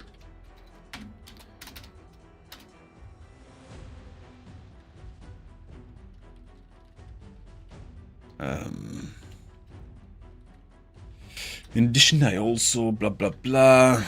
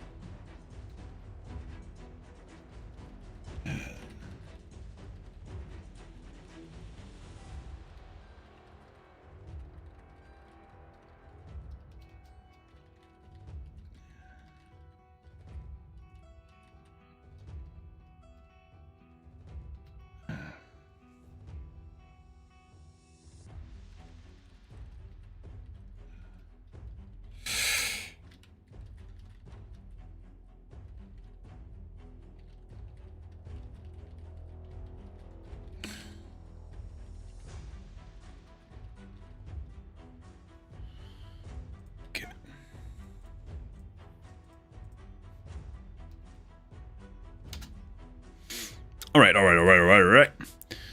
Cool. Message sent, man. Wrapped up. Feels good. Okay. Now it's time to get down to business on the main account, man, because we got some work to do here. Holy crap. It's gonna be a big one, man. It's gonna be a really, really big one. What do we hit so far in Clan Boss? Hey. Dude, I tell you what, I feel all proud of myself every time I see Lethal Camera's team blasting in Brutal Clan Boss, you know? Just because, yeah, we set this team up for him in an account takeover, you know? Yeah, he just needs some levels on some of these champs so that he can take it up to Nightmare. And just like some better gear and higher speeds and stuff. Cool, man. Feels good.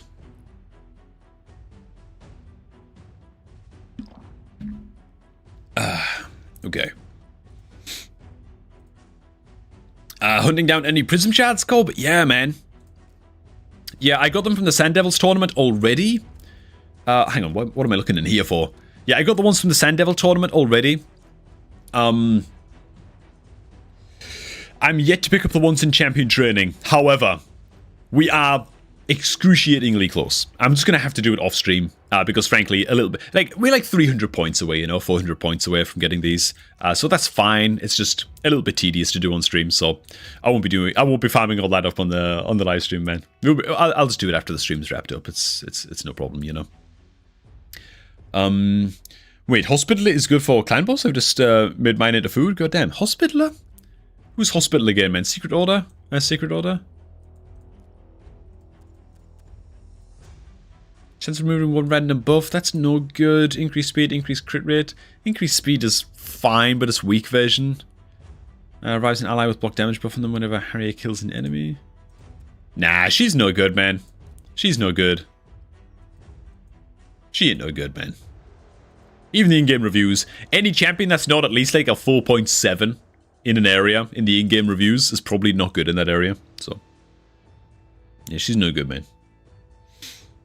You doing fusion in the free-to-play, Nesmus? I think I am, bro. I think I am. I think I'm going to go for it. I've got to finish off the champion training over there tonight, so that I'm ready to blast the hell up. But I got the Fire Knight done. I'm going to be getting the Artifact Enhancement done tonight as well. Farming up a lot of silver as I go. Yeah, the fusion on the free-to-play, I think it could happen. I think it could happen, man. Oh, not Hospital, you meant Valerie. Yeah, so the only reason that Valerie is good into Demon Lord Clan Boss is because of a very specific skill that she has. She has a particular set of skills. Wait a minute, she's a Banner Lord, right? Yeah, there she is. Yeah, the only reason Valerie's good into Clan Boss is because of this here too. So in order to make the Infinity Wixwell Shield team work, which is like the best Demon Lord Clan Boss team in the game, just bang on, like it's ridiculously good. It completes the game mode for you entirely. But yeah, she's got a 3-turn cooldown. Very important that it's 3 turns. A 3-turn cooldown, increase the duration of all buffs and all allies by 1 turn. That's it, man. That's like the only thing that matters in Valerie's kit. She's not a very good champ many other places in the game, but you combine her with Wixwell, who brings a shield that stacks over time in terms of its strength. So he places like a big old shield on all allies. The shield is proportional to this champion's defense. Then the Wixwell is increasing the duration and the power of the shield with his A2. So also increases the duration of all ally buffs by 1 turn. The shield increases the value of all shields on all allies. And so the idea is that you combine Wixwell with like a Valerie and maybe like a Hellborn Sprite or another Valerie, you know, just a lot of buff duration extenders. And you make the shields permanent in duration. And then you outgrow the shields faster than the clan boss is killing the shields.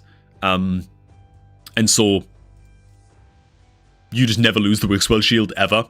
And the shield always grows faster than the clan boss's damage is climbing, if that makes sense. And so you end up with like an infinity shield situation and you just can't die. It's an incredible team. And yeah, Valerie brings her own shield as well. The problem is the value of the shield depends on this champion's level. It's not a very big shield. And she can do the job into like the Wixwell Clan Boss team at level 50. You don't even have to take her all the way up to level 60, you know. Level 50 is usually enough to get her the defense stats that she needs. And so, yeah. She's a solid enough champion. She's a solid enough champion, man. She's pretty good. Good at least for like faction wars and stuff in the early game, but any other good team except Wixwell or Maneater? I mean, you can just go like a crazy like Skull Crusher style, like counterattack madman, max damage, decrease defense, go mental team, where the Skull Crusher is placing like ally protect and counterattack on all allies, you know. And you just pump and damage like an absolute psychopath. That's a way that you can do it, but that's like... You're going to have like some more expensive champions on your account by that point, you know? And like champions with very, very powerful A1s that are really going to capitalize on the counterattack. Champions that like activate poisons on their A1 and stuff are going to be great as well. So you get poisons up, then spam like a bunch of activators. HP burn activators, that kind of thing. It could be very, very good. But, yeah, I mean, the Wixwell team is bang on, like the best, by a lot.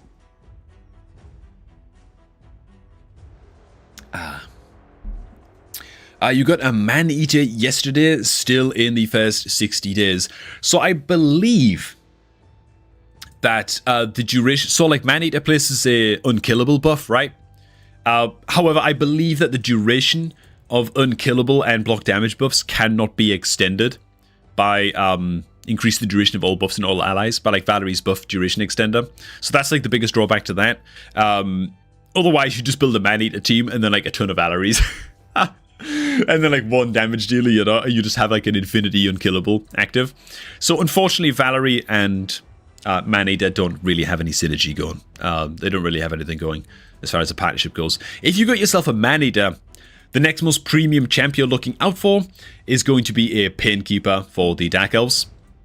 Quite accessible, void rare, and then you want to fully book her out so that she can spam the hell out of this A3, and then you can build a Man-Eater, Painkeeper, unkillable team.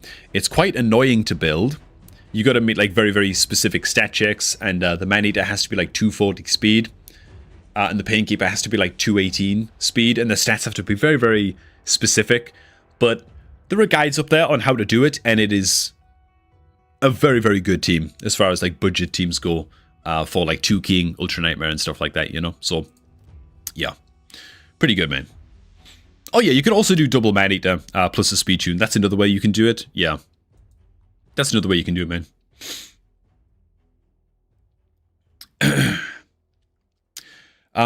What could I use if I don't have Wixwell K5 Disaster? It's really just Wixwell. Like, as far as Valerie goes into Demon Lord Clan Boss, you've really got to have the Wixwell to make the Valerie do anything. Wixwell is the only champion in the game that has that effect of slamming on a shield and then being able to grow the shield. Like, shield growth mechanics are not a common thing in Raid Shadow Legends, and the way Wixwell does it. Like, he also brings decreased attack as well, which is clutch into Demon Lord Clan Boss. And he also increases the duration of his own shield as well with his A2. So, yeah, Wixwell is very, very unique in what he does. Good news is that if you manage to find the Wixwell, you pull the Wixwell, you're good. The rest of the team is so easy to build. It's so easy to build. Like, you're talking like Valeries, which are campaign farmable. Or you can even use... It's actually a little bit better to use one Valerie and one Hellborn Sprite, which there she is. Just a Spirit Affinity Demon Spawn champ. Very, very easy to get. She also brings a 310 cooldown, increase the duration of all ally buffs by 110, but she also brings an increased crit rate buff, which is important because Wixwell will grow shields faster on your team for every unique buff you have active across your team, right? So you want to take like Hellborn Sprite in a shield set, and then she's bringing increased crit rate and a shield set buff as well. And then it's just about like speed tuning the team, you know, and meeting certain defense checks and stuff like that. And then it's like, man, the team really goes absolutely insane. But it all starts with the Wixwell. And can't really be done without the Wixwell, you know? So, yeah, man. Dude, it's such a good... It changed my account completely. On my main account, it's completely... I mean, dude, the constant trickle of just easy supplies and gems and sacreds with no effort. Like, just auto-battling through oftentimes hard, brutal Nightmare and Ultra Nightmare throughout the day. It's ridiculous. I mean, it's such a big win if your account gets Wixwell. I can't even tell you, man. It's nuts. But yeah. Currently doing 3-key Nightmare, but cannot exceed 2010. 3-key Nightmares, that tells me that you're on the cusp of creating something great, man. It's good progress, you know? Okay.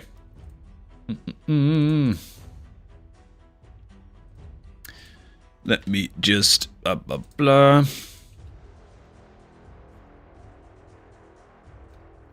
Okay. So, man, next video we're gonna shoot... It's time, man. It's time. This is gonna be oh man, let's leave it on the He-Man build, dude. I'm proud of this build. This is gonna be a hell of a video, man. When it's eventually shot for YouTube, you know? Because, dude, do I need to cleanse artifacts? And I'm planning on trying to sell like 300 plus artifacts here. Maybe get rid of even more in a very, very unique way of getting rid of artifacts, dude. It's gonna be great, though. It's gonna be great. Quite excited for it. Okay. I'm sure there's going to be a lot of... a lot of mistakes along the way, but... I need to change basically everything about how I'm storing artifacts, man. To make it sound like a YouTube thumbnail. Right from the bat, you know, but... Okay. This is going to be massive, man. Cobb, does the new update mean something to the new Fusion changes? I'm not sure what you mean, man. The new update means something to the new Fusion. Are you talking about the what's next in Raid glimpse thing? Maybe? Yeah, this shouldn't change anything to do with the Fusion events that come every month, I don't think. But yeah, I mean, this was a great watch, man. I'm really, really glad that I watched this. What's next in Raid? It actually got me quite excited. A lot of good new features coming to the game. Very, very nice, you know. Very, very nice. And honestly, Plarium could use some wins, so, yeah. New clan boss and the new Fusion.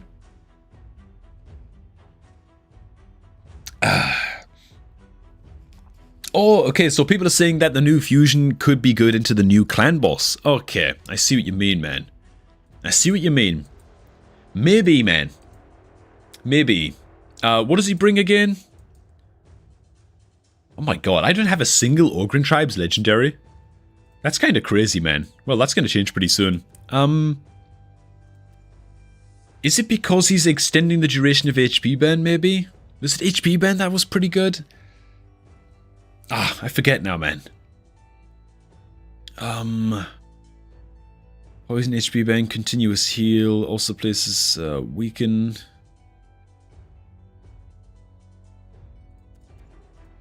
I'm not actually sure, man. I haven't really checked out on the on like all of the new clan boss mechanics, man. So, okay. All right. Let's do this. Let's go ahead and get this set up, dude. Okay.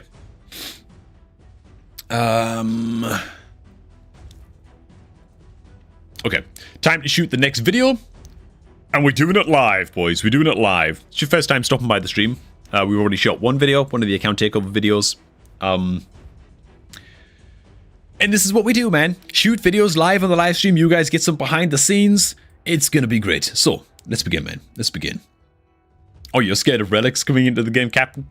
Don't be scared of change, man. Don't be scared of change. It's gonna be fine. It's gonna be fine, man. I think they're gonna be quite cool. Potentially.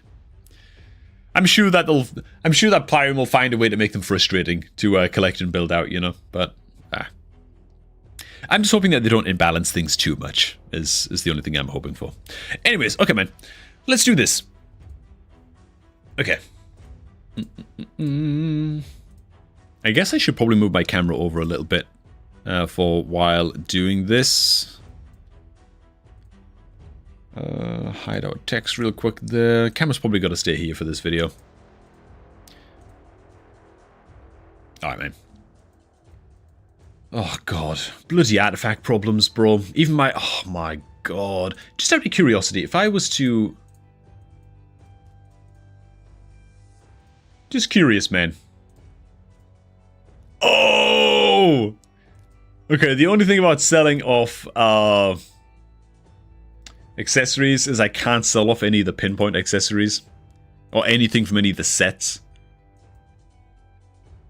I'm holding on to so many banners. Okay, cancel. Okay. Just kind of curious, man. Just kind of curious, you know? How much I could push the button for if I want to just make some easy silver, but... Yeah, I don't want to sell all those pinpoint pieces, man. Okay. Okay.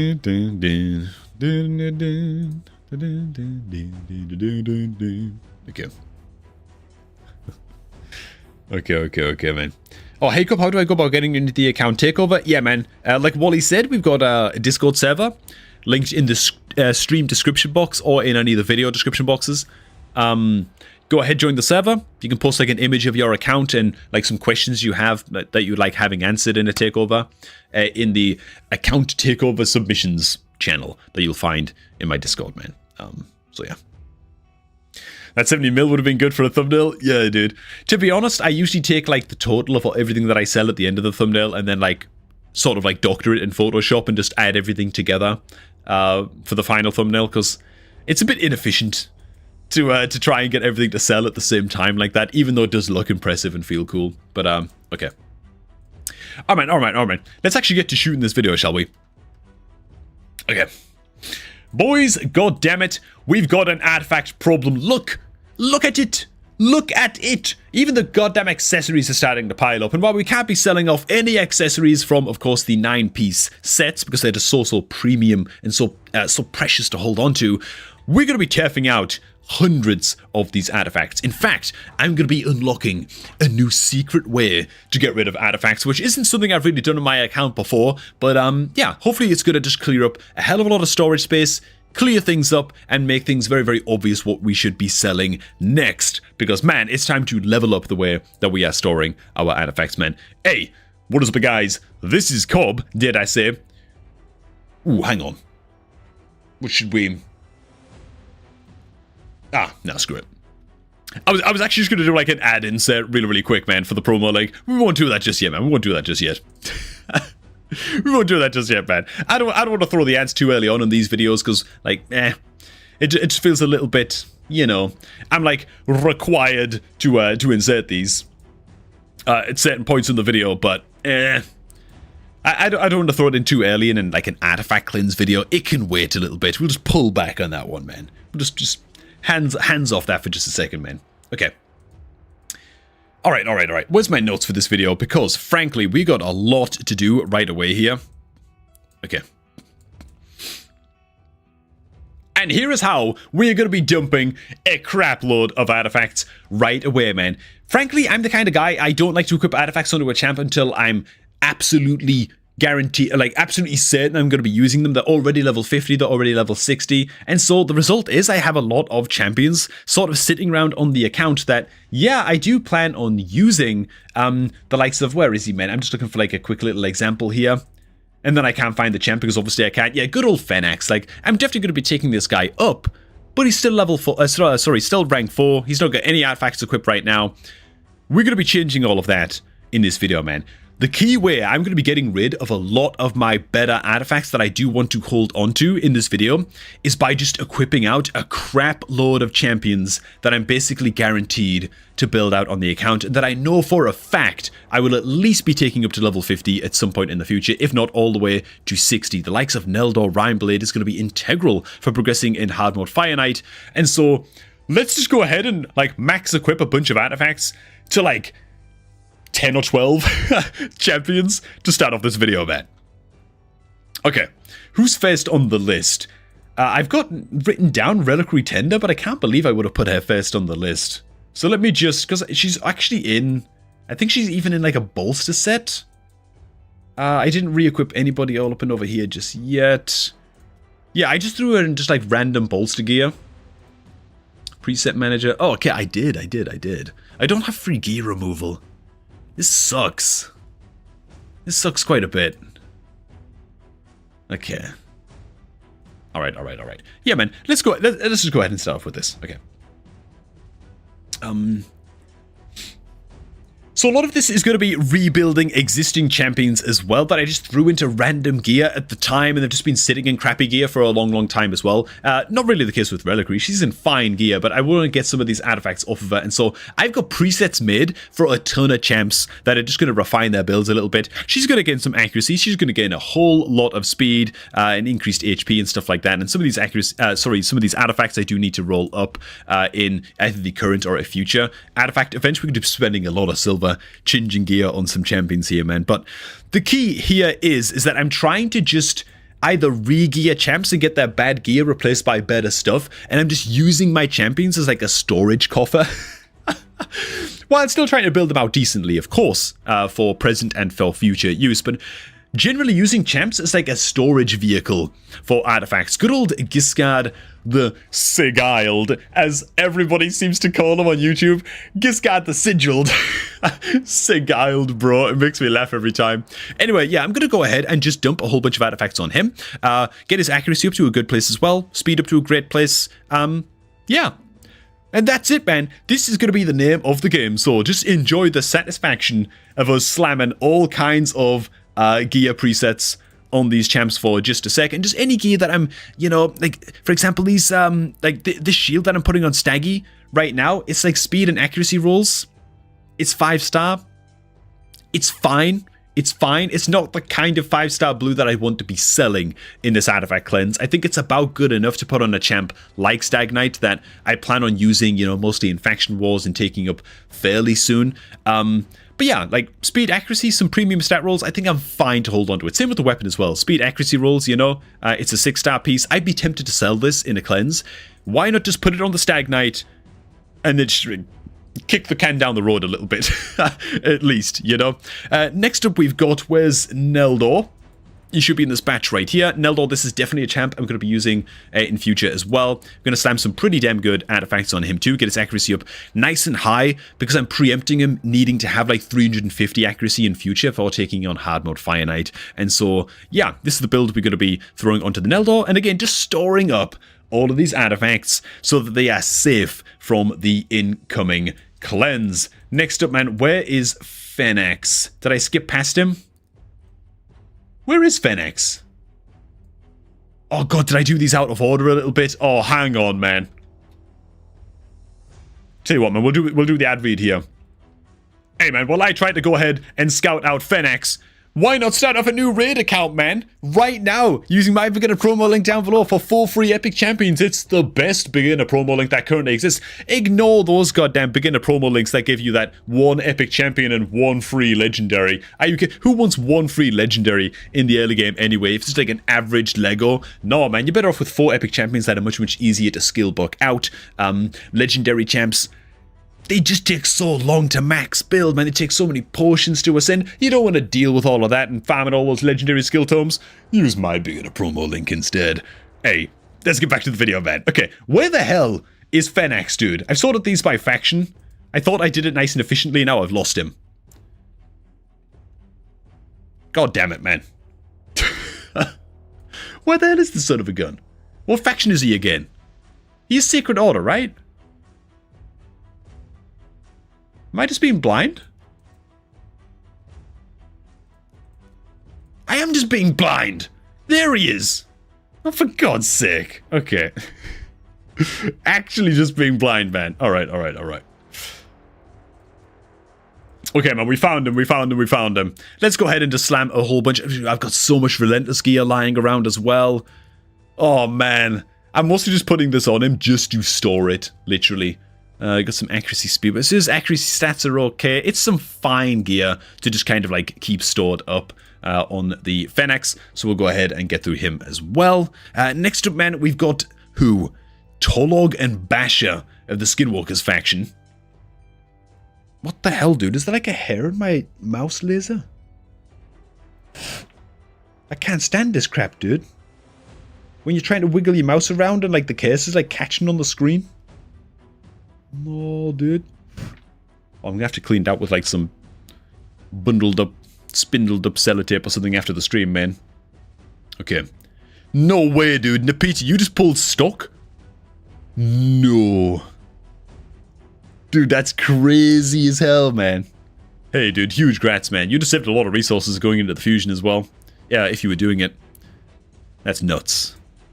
Congratulations, dude. Okay. Wood painted Sentinel. I could also throw some gear on Sentinel, but I'm not going to do that yet. It was Tolog, right? Okay.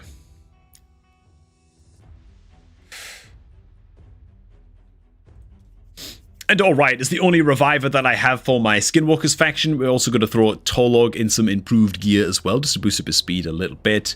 Just slightly better stats across the board and just storing some slightly better gear on him. I think that's totally fine to do. We've also got Basher, Void Attack Champ right here. Gonna throw some gear on him too, because why the hell would we not? Lovely. It doesn't cost anything either, which is just always nice. Some cruel, some decent accuracy and stuff, because he does actually require that as well. He's going to need some extra accuracy from accessories as time goes on as well, but that is the Basher done. Next up, we've got Zagala, who we have +4 empowered, so I know for sure they're going to be taking this gal up. Going to go ahead and throw a mix of a little bit of perception, because of course she needs the accuracy to land the decreased defense, but a fatal and a bit of cruel gear on the Zagala as well. Very, very nice. And we're just we're thinning out so many accessories here, man, and just getting so many of them off of our hands. There's other champs I could equip as well, but we're scrolling on down now towards Banshee. Where is she? There she is, man. Good old Banshee, man. She's great in a stun set. I've been waiting to put her in a stun set for a long time. So I went ahead and I sorted out that stun set. So let's go ahead and get her equipped up. Very, very nice. Who else have we got to do? Mausoleum Mage. Yeah, Mausoleum Mage. Okay. Throw him into just some random gear as well. Very nice. Well, not random gear. I mean, it's like good gear for him. It's just some weird offset pieces here, but double speed rolls. Yeah. It's fine, man. We're just storing whatever gear we can on the Mozo, to be honest. And last up, Miscreated Monster. Oh yeah, I got halfway through gearing him last night, and then like server maintenance started. Okay. Dude, we've still got so much gear just lying around, man. It's actually crazy. But we did thin out like almost 100 artifacts here. That's not too bad. Okay. So we definitely need some HP percent. Ideally with defense percent as sub. Do we have stuff matching that description? Speed here is fine. Okay. Can we roll in some more defense percent here, maybe? We give it one more shot. Double flat attack. Awful. Bloody awful. Supersonic. Could go for a little bit of pinpoint action. Just need some to go into the percentage defense. Double flat. Ugh. God damn it, dude. Why are these rolls all going so bad? Bolster? Defense percent or accuracy is fine. It goes attack! Bro! Every single roll is just trash. Like, what the hell, dude? Ugh. Guardian piece here. A lot of the rolls on these just going really bad. Maybe I just throw these provoke ones on, man. Yeah, I'll swallow my pride. Just throw these on, man. Screw it. Okay.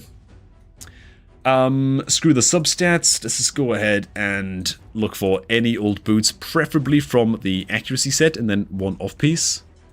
So we actually have... Oh my god. It's like all the accuracy we're ever gonna need. Or we could go defense percent here and get 6-star speed boots instead. Do we have like pinpoint headgear lying around? See, this is the kind of artifact that I kind of want to save. Yeah, I think that we're going to go ahead and equip that.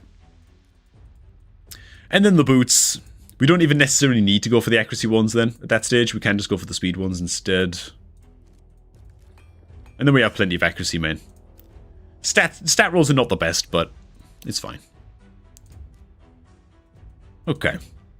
As for the ring, it needs to be an HP ring. The rolls on this suck. They're really bad. Are there any of the rings that are just standard that I want to save? Here we go. This is the kind of ring that I'd like to save, you know? It's going on a champ that's not super high priority for me. It's a double HP percentage roll. Oh, what the hell? Why is it showing me the Shadowkin? Action. What the hell is it? What the hell is the meaning of that? Okay. Why did I rank 16 this ring? I mean, I guess I'll use it here just because it's rank 16. Okay. That's Miscreated Monster done. Lovely, lovely, lovely. Okay, man. We'll get back to video recording mode in just a sec.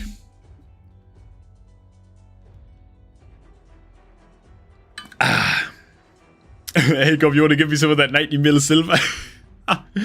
Oh, man. Yeah, imagine if giving away silver was a thing in this game. The silver market would be booming. Let's put it that way. Oi, oi, oi. Oh my god. Okay. So that's a lot of champions equipped up. Is there more that we want to get to? Love this champion, by the way, man. Dimithra is so cool. Such a cool champion, dude. Looks so badass. Been using her in Faction Wars recently. Very, very nice. Morag as well. So happy to have this champion in my collection, man. I can't even tell you. Geo. Geo is not a champ that I've really touched on. Yeah, we should also build out the Geomancer too, right? Let's go ahead and sort out the speed first. See, he actually benefits a lot from the accuracy.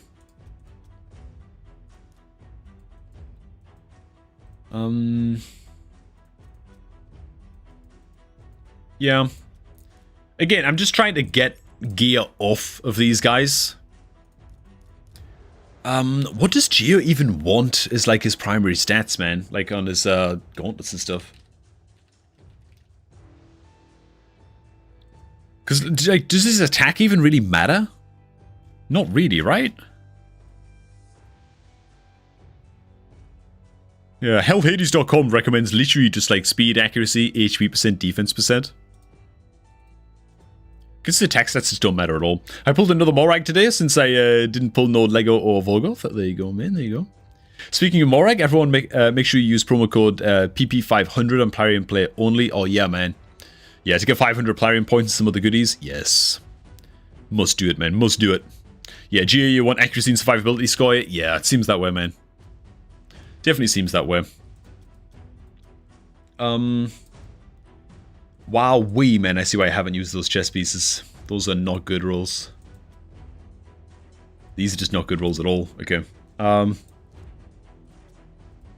Speed, that's attack percent, double speed roll, resistance, accuracy. Oi, oi, oi, oi, oi. He wants to be in reflex set, actually, right? I believe Geo wants to be reflex. This could be decent if we get another accuracy roll here. See if we can hit on accuracy, man. Oh, nice, we actually do. Very, very good. Okay. So that's defense percentage, min, then HP percentage off, maybe.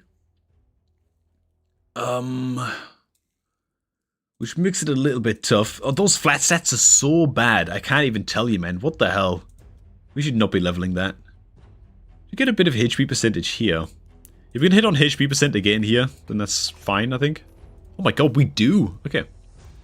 Yeah, it's like good enough. I'm not actively using my Geo and any places in the game just yet, so I'm fine just to sort of... Oh my god, I forgot I had this. I forgot I had this sucker, dude. Whoa, man. Alright. Yeah, so that's getting equipped. Unless... Nope, that's getting equipped. Okay. Lovely, that's the weapon done. Then it's helmets and shields. So once again, I want to kind of use the Geo to store potentially really good pieces. Do we need to go speed, accuracy? We could just go like the double speed shield here and just keep that one safe from the cleanse. I think that's probably worth doing. So long as the helmets are all in position, of course. We've got another double accuracy roll here with some HP percent. That could be good. A lot of these are just like offense, man. Triple crit rate. Double speed roll here. Maybe. Let's see if we can triple speed roll, man. That might actually be worth it if we triple. Oh my god, bro. The look. The look today is crazy, man. The look today is just unbelievable, man. Okay. Probably looking for pinpoint accessories on the Geo. I'm also noticing I end up with like a lot of attack rings just lying around doing nothing. You know what I'm saying? Geo amazing for Iron Twins. I think Geo's one of those champs that's sort of amazing everywhere. I should probably build him out soon. This looks like it could just be a very, very good ring. See if we can just dodge the flat defense. Wow.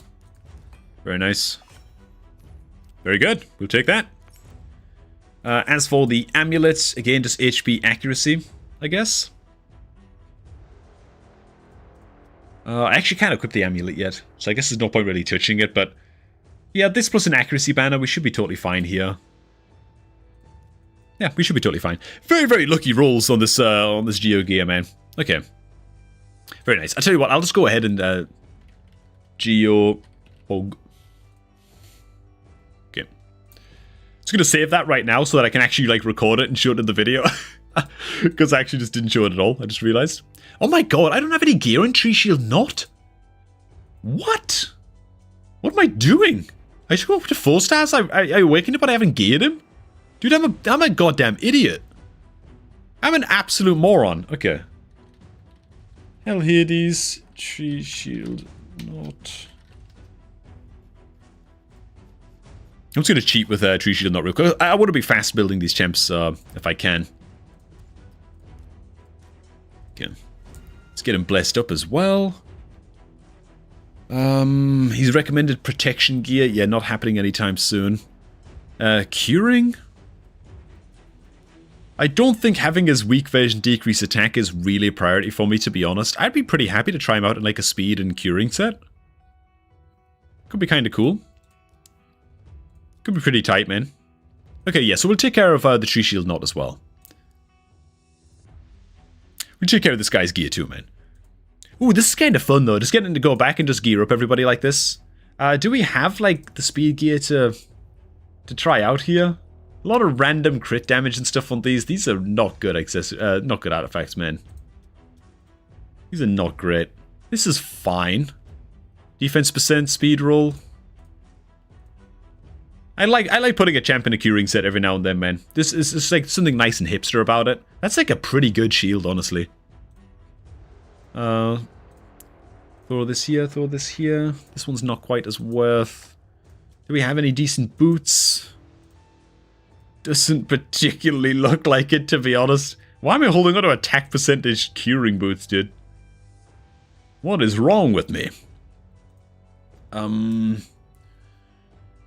Potentially good gloves here. Maybe we could hit the accuracy check after all. Let's see where these rolls go. Ah, double flat attack. Ugh, disgusting. Okay, absolutely horrid. This would have to hit speed on like a triple roll to be worth it, right? Yeah, I don't know about all that. Oh, I actually have an HP percent one just sitting here. I guess that would also be fine. These are actually excellent rolls as well. Okay. Triple accuracy roll. Okay, fine. We'll make the accuracy work, man. God damn it. The game's had enough of my nonsense. It's forcing me to build the accuracy that we need. God damn it, man. If just one roll went into HP percent, this would be an easy choice for the weapon. But it looks like we're going to have to shoehorn in some other random weapon, you know? Man, have we seen the new update teaser? Mr. Tyson and Mustafa both asking about it. Yeah, man, we did a reaction to that right at the start of the stream. Or like very, very close to the start of the stream. I think I'll probably be uploading it right away, actually, after we end the stream. Let's see if we can just double roll into speed here. Ooh, okay. I was actually about to scream, dude, if I was that lucky.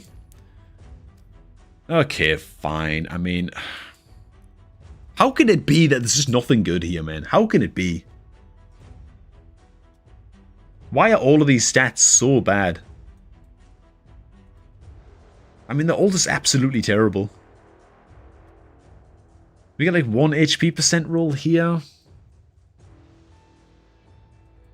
Ah, screw it. I'm just going to throw a weapon on, man. I'm just going to throw a weapon on. Maybe this will just do... Nah, a bit of extra HP percent. Fine, let's throw this on, man. Throw this on. Good old Tree Shield Knot, man. This curing gear. Well, it's worth an experiment. And then we just want it to be as fast as humanly possible, right? So, do we have any speed gear? Like, we actually have some divine speed gloves sitting here. We do need boots as well, though. Could go for perception then, in this case. Do I even have any feral boots? I do, but none of them went into what I want them to go into. We could use pinpoint, we could use perception. I think I have a lot of perception crap just sitting around. Those rolled just abysmally. So did those. God, those stats are so terrible, bro. Speed, double crit rate. Oh god, you can just see, you can just imagine my soul leaving my body after some of these stat rolls, man. Not great. These feel almost too good for Tree Shield Knot, which is like a weird thing, like weird way to put it. But let me sort these out a little. This is really what we're looking for, right? Okay. Let's see if we can like double roll accuracy here, maybe. That's how we handle business, boys. No problem, no problem. Yeah, these are good enough to hold on to. Those are good enough to hold. As for these boots, do I just throw these on instead? I'm gonna sell some of these, man. These are not good enough. These are not good enough at all. Okay. Just trying to avoid the resistance rolls on these, frankly. Go ahead, throw those on. any rings that we want to save here. We've got some double defense percentage ring action that we could just toss on. See, now I can very, very safely just sell these like 5-star blue rings and just not have to worry about it. And we'll make up the accuracy with a banner later on, man. It'll be fine. It'll be fine. Okay. Tree bug. Okay, I'm just saving those for now because I've got to actually record equipping them in the video. So we'll get to that in just a segment. Oi, man. Oi. Okay.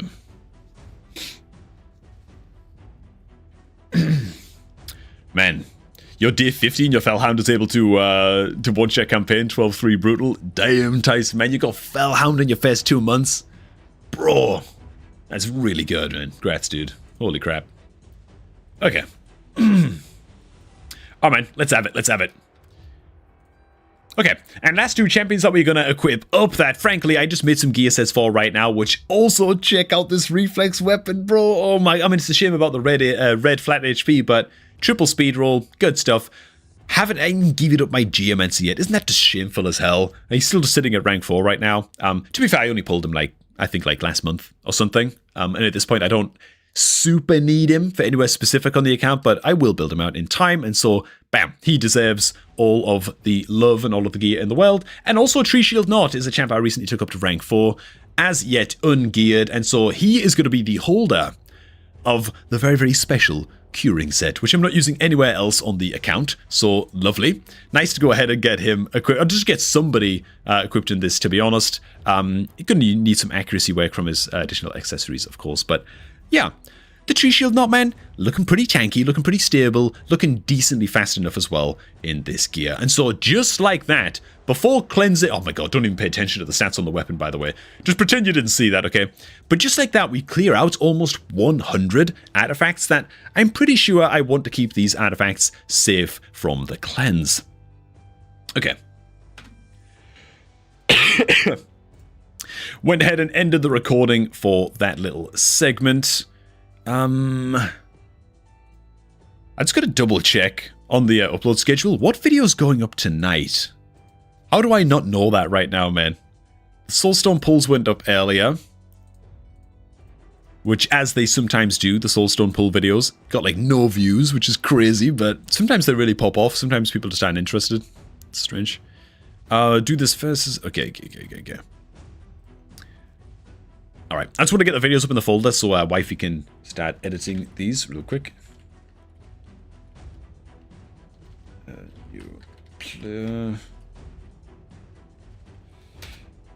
Okay.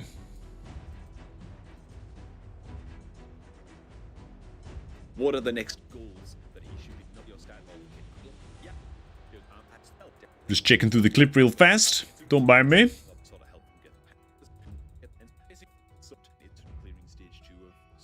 Okay, cool. Looks pretty good, man. Looks pretty good.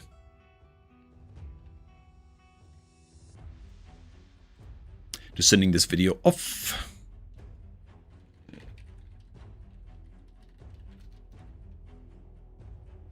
Okay.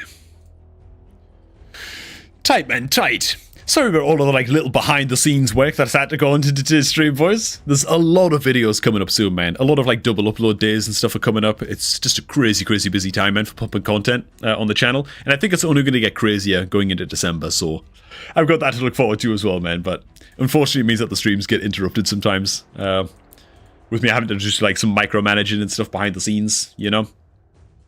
Okay. Alright. Let's have it, man. Let's do this. Let's get back to the recording of this video, man.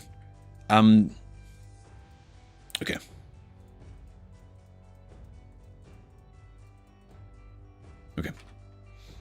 What is the Discord name, Mustafa? The Discord is actually linked in the description box of this stream, or of basically any video recently uploaded on the channel. If you want to go ahead and join up, man.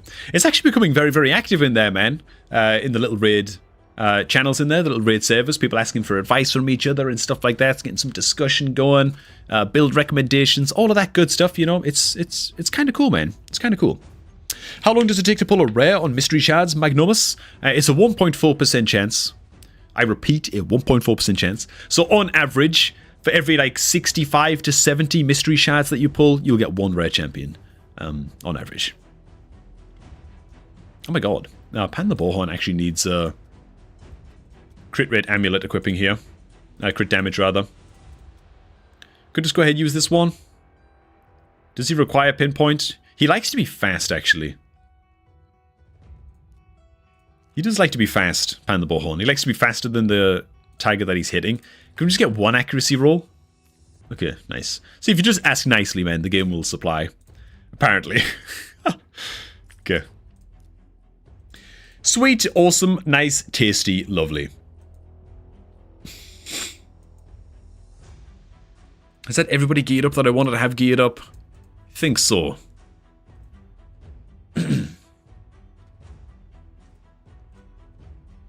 Alright. Delete that nonsense. We start recording once again. And let's do this, man. Just tell me the name. I can't load it. I don't even know the name, bro. Cobb Team. All one word, man. Cobb Team. All one word. Is the name of the Discord server. There it is, man. That's the one, man. That's the one. Okay. All right, let's do this, man. Let's do this. What are we looking at here? Okay. So we clear out like 1 billion artifacts. And the time is now to get to the cleanse itself. This is going to be a little bit terrifying. I'm going to try to be bold, but it's going to be tough. I'm very, very stingy with how I hold onto my gear, but I've got a lot of blue artifacts that I need to be checking out in this, and seriously considering just dropping. In fact, to make myself a little bit more comfortable here, right? Look at like the accuracy gear, for example. Accuracy is a very sort of like B tier set. It's better in the early game. It's fine to hold on to some pieces for like Faction Wars champs and stuff like that. But if I was to include the epic pieces as well in the accuracy gear, it looks to me like I have about as much epic accuracy gear as I do blue accuracy gear. You know what I'm saying? And so that's a good little thought experiment to kind of work with, especially if you're getting to a set like Perception, where you have a lot of Perception gear lying around that you've been crafting up. If I was to hide the blue gear, I have a lot of epic Perception gear sitting around. I have plenty that's ready to roll up and potentially use. And bear in mind, I've already equipped, okay, and this is what you can try and do on your own account, man.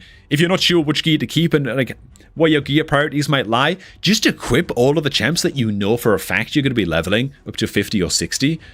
Just get them equipped in something so that they're just holding onto the gear and is ready to roll up, for example. And that can really sort of clear things out, and now I can look at my Perception gear and say, wow, I've got a lot of epic Perception gear lying around. Why am I holding on to all of this blue Perception gear anymore? Like, unless it's a double speed roll, which this sucker most certainly is not, then what am I holding on to it for, you know? Even these, like, speed and attack percent, even if it double speed rolls, am I holding on to this? Probably not. Probably not, you know? I'm going to be fine to get rid of a crap load of gear here, man. So let's start off with all of the blue pieces, and we're just going to sort of work our way down a little bit. I'm not going to include boots. We're going to just wipe boots off of the slate by checking everything else, because frankly, even 5-star speed boots could be useful for building out champions in future. You never know, right? Speed boots are kind of premium, so we're just going to remove boots completely from the equation. And then, I don't know, dude, do we just sell all without even thinking about it? Do we just go wild? 272 artifacts right off of the get-go? Oh yeah, obviously as well, the variable sets, or rather the 9-piece sets, are another set that we don't want to necessarily get rid of. And so we're going to make some exceptions for those as well, of course. Oh my god, dude. There's a lot of stuff here that we could get rid of. How are we actually going to handle this, man? If I could sell like 100 to 150 of these, I think I'd be pretty damn happy with that. We don't have to go like too wild beyond that. But am I going to miss any of these artifacts? Then becomes the question. We got like a double speed roll here. Like, does that matter? Am I going to use that provoke set? Am I really going to use it, man? Do I just do it? Do I just go ham? Man, you cleansed 300 artifacts today. It felt so good, Solstice. Yeah, like, I've got to just get up the courage to do that, man. Double speed, crit rate. Like, it's tempting to hold on to stuff like that, you know? I think unless it's like literally crit rate, crit damage, I just get rid. A lot of this blue relentless gear as well, this can also just go, you know? Attack percent, double speed, like... Oh god. Am I gonna have to go through all of these though, one by one, man? No, you know what? I'm just gonna sell them. I'm just gonna be crazy.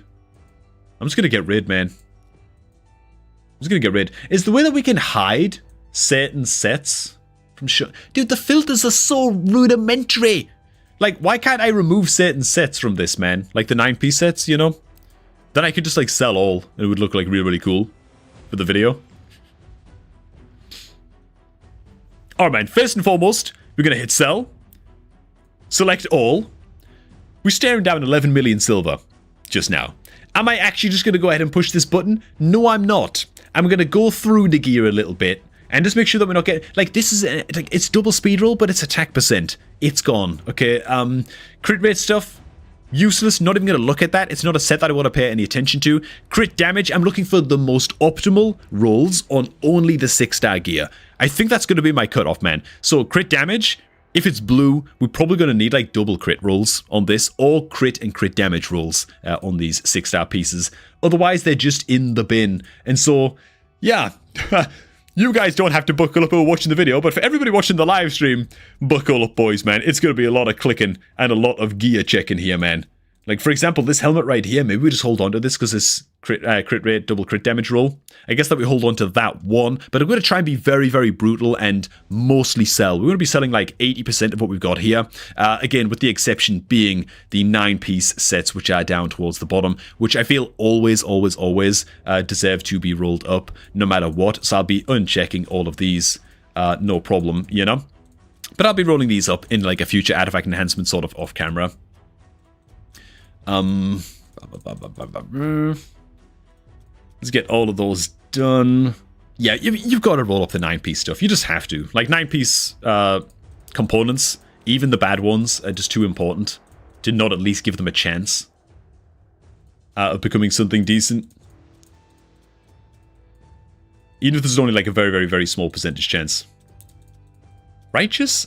I guess I'll actually check where these rolls have been going. So we've got double resistance roll on this one. Like, attack percent, double speed. Nah, it's gone. HP double speed is fine. Defense, bad substats, gone. That's good. That's fine. That can stay. Righteous is very, very tempting to just hold on to all of the pieces, though. That can go. That can go. Double speed roll, bit of resistance. That's fine. You know what? Not good enough, man. Not good enough. Let's make that the cutoff. Not even going to roll that up.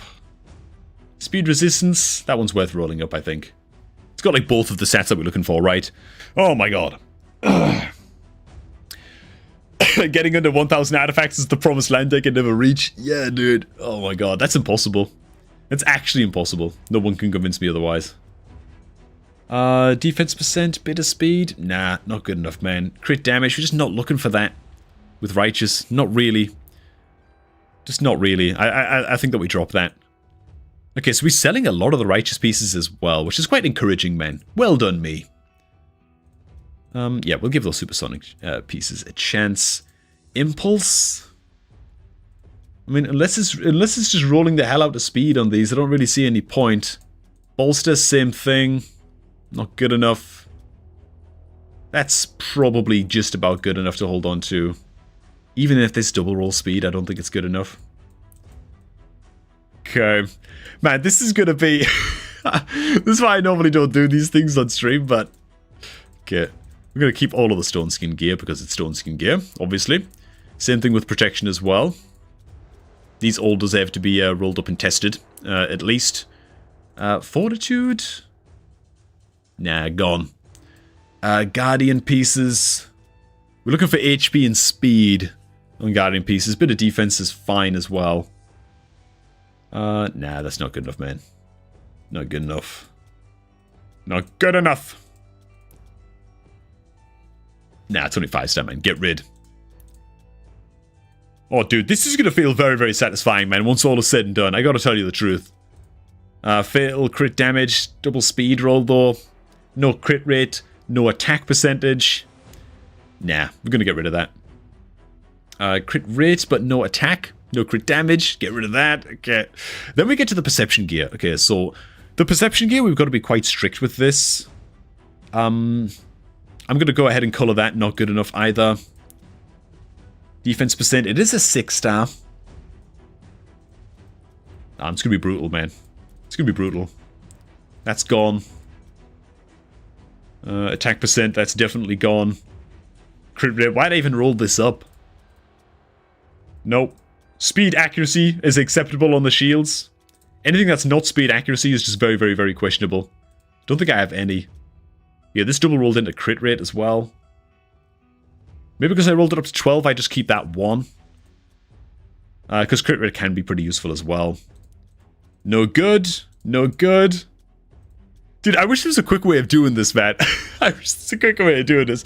Because it feels like, it feels like what the filters are lacking is a way to filter out certain items rather than just filter them in, if that makes sense. Like, if I could just hide all items that have accuracy and speed on my perception gear, for example, like, how easy would that be, man? That one's rolled up to 16, so we'll keep that one no matter what.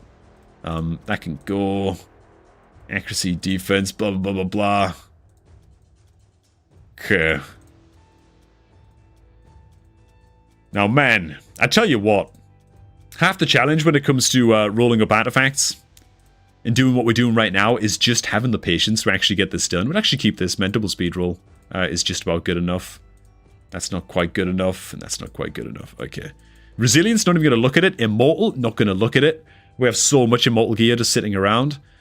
Cruel, not going to look at it. Curing, Reflex, Stalwart, Avenging, Retaliation. All of these I'm just not even going to check. Provoking, all just go. Stun set? Any double speed rolls here are pretty excellent on a stun set. Is that worth trying? Is that worth trying, man? Why can't I upgrade things while I'm selling, bro? That's annoying. Okay. Sell, sell, sell. That's just that one bombed, apparently. Now I'm just gonna sell all the stun stuff. I don't even give a damn. It's gone. It's gone, man.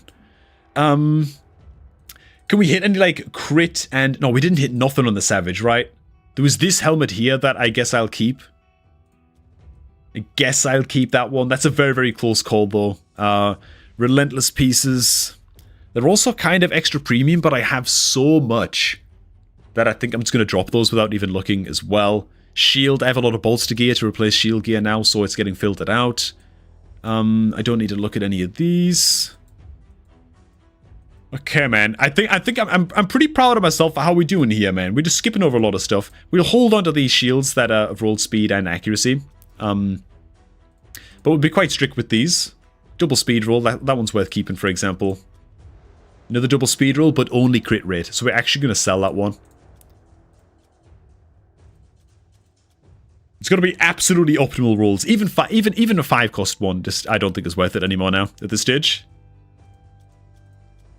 Okay. Come on, me. Be strict. We're doing great. This can go. Screw it. Not good enough. Defense percent. Blah, blah, blah. Okay, they're all just gone. Crit damage we've already looked at. Okay, man. 156? That's pretty good. That's pretty good, man. Sell it all the way, you'll get new ones, but you never know, man. No, I know I should be even more brutal than this, to be honest, but... Okay. So that's everything sorted through, only holding on to the absolutely most optimal rolls that are like, for example, like double speed rolls and stuff like that on perception gear, or speed and accuracy rolls on 6-star accuracy gear as well. Those are some other ones that we're holding on to as well. But besides that, basically everything else, man, getting yeeted. 156 artifacts gone. That's a pretty damn good start. That's not bad. That's not bad, right? Let's get rid of these dudes. Just do it. 156 gone from the main stockpile, and a lot more here that I can roll up as well that are just blue items that that could roll very, very nicely, potentially. And because they're 9-piece, I want to give these guys the time of day in a future artifact enhancement event to sell these off as well. But that's a pretty good start, man. That's a pretty good stat. We've got like 250 artifacts off our back here compared to when we first started. I could go through the epic items as well, but frankly, I don't have the mental fortitude to now go through all of the 5-star epics and filter those out in the same way. So let's move swiftly on to the accessories, where things are going to be a little bit faster here as well. I've just got to up the standard for what I'm willing to accept from my accessories, I think. Let's start off with just the rings, because I kind of have rings in abundance. A little bit. One thing that I want to do is just check that, okay, I've got a lot of attack rings. Just a lot of attack rings lying around. No HP rings. And by the way, another thing I should also point out as well, I'm not paying any attention, again, to the 9-piece ring sets that you can collect, because, again, just holding on to every 9-piece accessory is still where I'm at on my account. I just want to make sure that I have a ton of these lying around and all of the special unique rings and stuff. So I'm just focusing on the spider farmable rings right now. But yeah, I have a lot of attack rings, decent amount of defense rings, and 0 HP. So this tells me that straight away, without even having to check the stats on these, I can probably just drop, like, unless we've got like just crazy, like even the double attack percentage rolls, probably not worth it. In fact, this is probably the best ring to hold on to out of the lot of them. This one's fine, and so I can just yeet all of these and not worry too much about it. So we just do that for every faction, maybe? Do we go through by, like, ring type? And then sell them off like so? That might actually be the quickest way to do it. Like, manual the hell out of this thing, because there's not that many rings to go through, really. Like, do you need any more than, like, 3 or 4 attack rings per faction? Sell them all! Just do it! Oh my god, dude. You're crazy as hell, man. You're crazy as hell. Oh my god. Paused to make tea and just realized it's live. Oh yeah, man. We're live right now, man. We're live. Okay. Oh my god. I don't know if I should just be selling all of them like that, man. Just sell like every single standard rank 5 ring. Is that what we're talking about here? No, that's too crazy. That's too nuts. Like, how am I going to build it? Except the 9-piece, of course. Yeah, but I don't have that many 9 pieces, man. They're like all pinpoint, you know? And not every champion needs accuracy, so...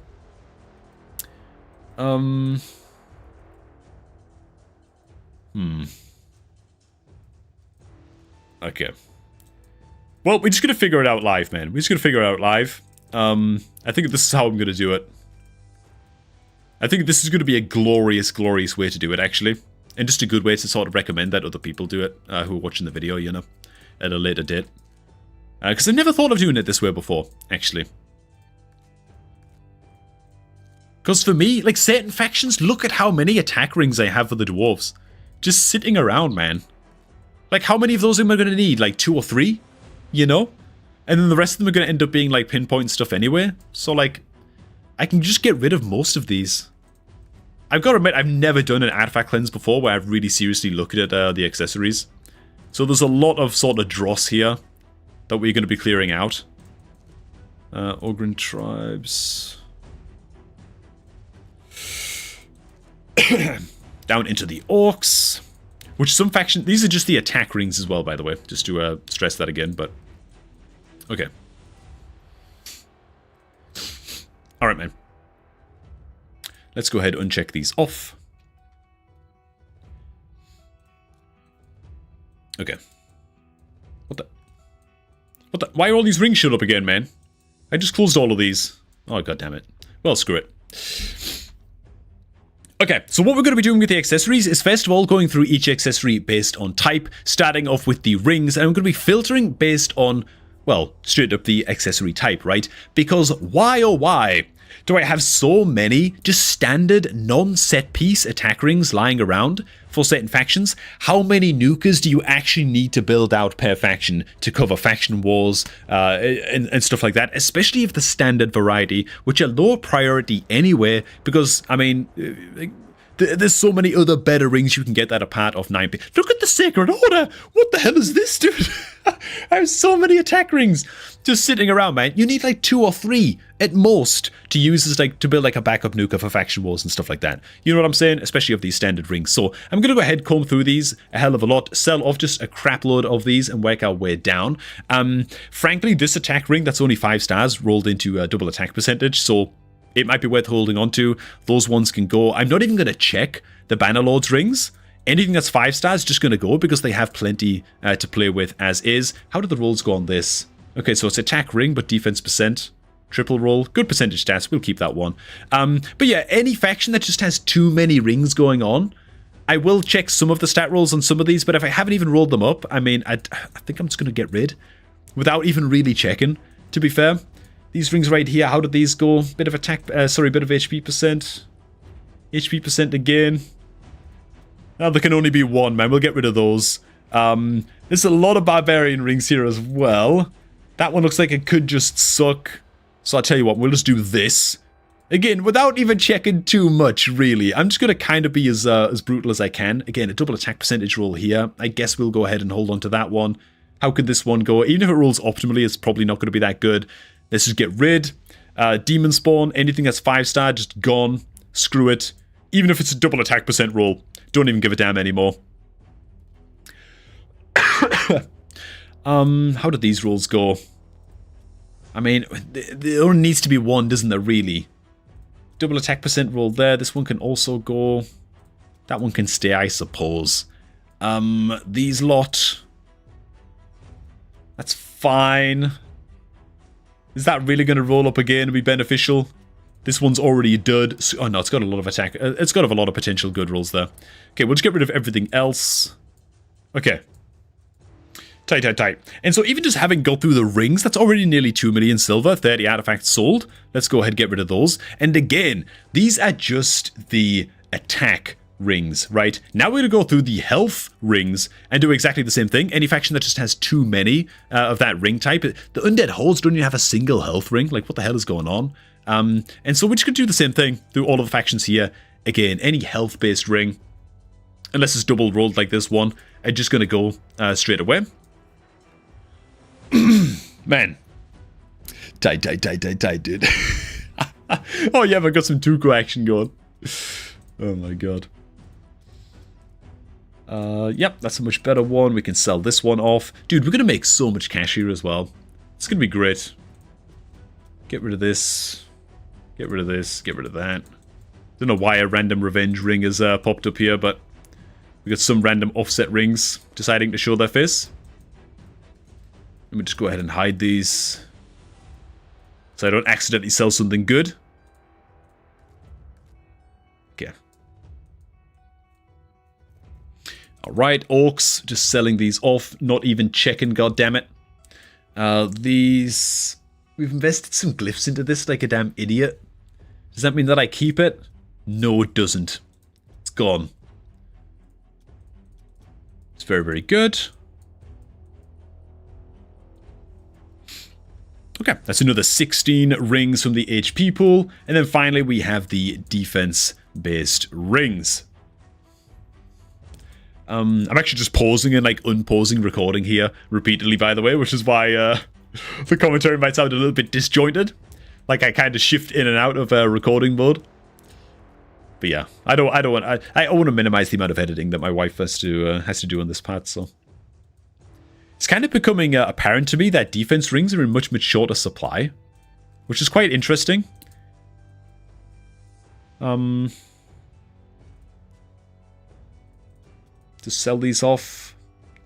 That's a pretty okay ring. We'll hold on to that one. This one can go. This one's defense, but when attack percent. Get rid. This one dodged all of the defense rolls. It's not great. That one's quite likely to roll into something good. Defense attack percent again. I mean... These rings are basically identical, actually. Let's get rid of one of them. Okay. And alright, that's a handful more rings there as well. Not a lot of profit on that one, but that's okay. And that is the rings done. And we're literally just going to do that now with the amulets as well. Go through sort of like a similar deal and just try to not have an abundance of any given type of amulet, if we can avoid it. Okay. There's far less amulets to get rid of, huh? Although these are all just the defense amulets. What am I talking about? Those actually crit damage that are going to be the most interesting to look at. Because how many crit damage amulets do you actually need, you know? Again, for building out nukers, not that many. What's up, my monstrous dude? How's it going, man? Okay.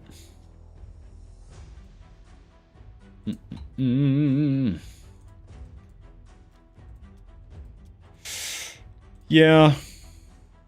Yeah, let's just do this.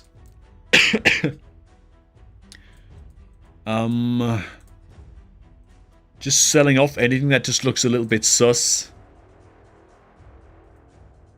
Get rid. Probably do something a bit like... Nah, man. Basically any 5-star can just go, right? If we have an abundance lying around. That one did accuracy roll. We'll hold on to that one. Dark Elves. You want to be awkward, don't you, for God's sake? Okay, we'll just get rid of one random one here. One random one here. Alright, man. Okay, that will do for the crit damage amulets. That's another 1 mil silver. Very, very nice. Does anybody have an abundance of HP ones? I kind of doubt it, but... Okay.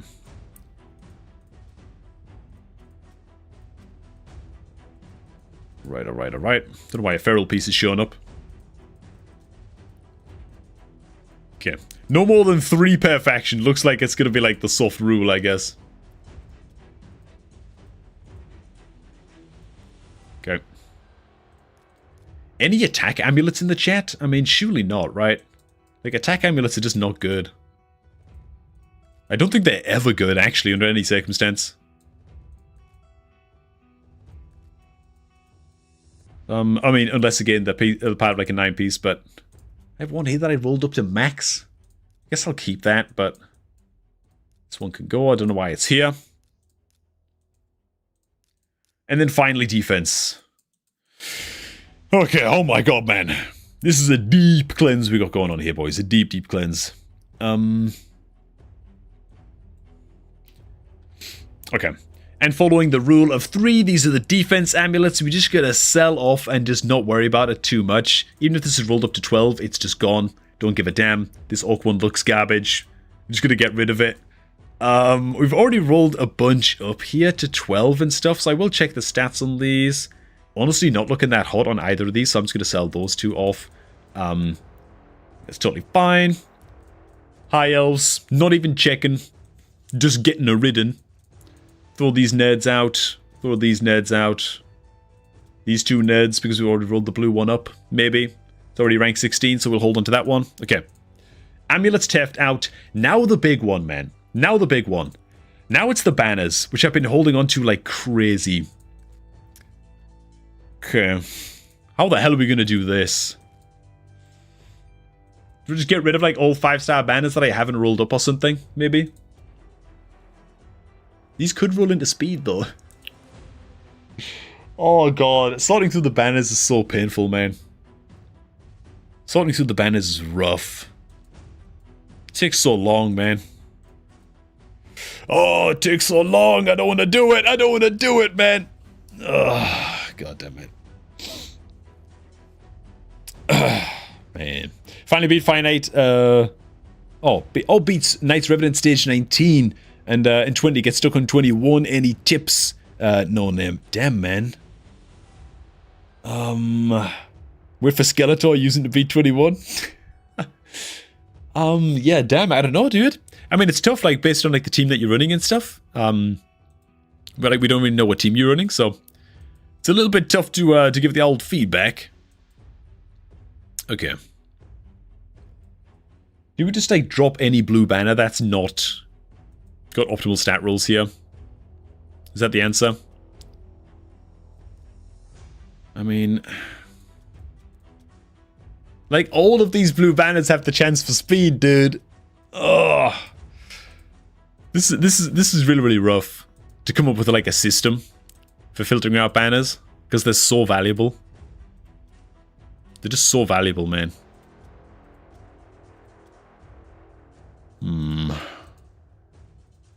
How the hell do we do this?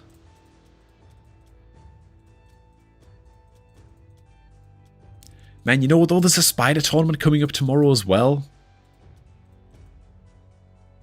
Oh my god, dude. Do I just go like do I just become an absolute madman here and just sell all blue banners no matter what? Just close my eyes and just do it. Do I just do it, man? Think of the money. Think of the money, bro. Oh, man. Want to check out my account? Day 50 got Royal Guard, Dracomorph, Stagnite, Ender Moonbeam, Sigmund, Fane, Ugo, and more. Damn, dude, Tyson. That's really good, dude. That's really, really good. Just do it, smile. I love Prinzo's little smile. Like, trying to, like, just play it down. Oh, it's fine, man. Just do it, bro. Just do it, you know. So the banners 5-star that attack, get rid of 90% of them. Ooh, yeah, the attack banners. That's a good way to start. Yeah, that's a good way to start, man. Unless they like attack percentage roll. And potentially speed roll as well. Yeah, that's actually a damn good way to do it, right? Yeah, we want to priority stat what? Attack percent? Oh, wait, what? Just attack total? How the hell, man, does that work? Is that like a combination of attack percentage and... okay. Yeah, so for example, that attack banner that doesn't even have a single drip of attack percentage is going to get shafted down towards the bottom.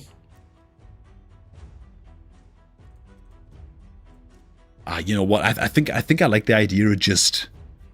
yeah, blue banners unless you really need them suck. Yeah, you know what I'm saying? Like, I think I'm just going to go with the method of... just take all blue banners and just yeet them, man. Unless it's like accuracy and they double speed rolled.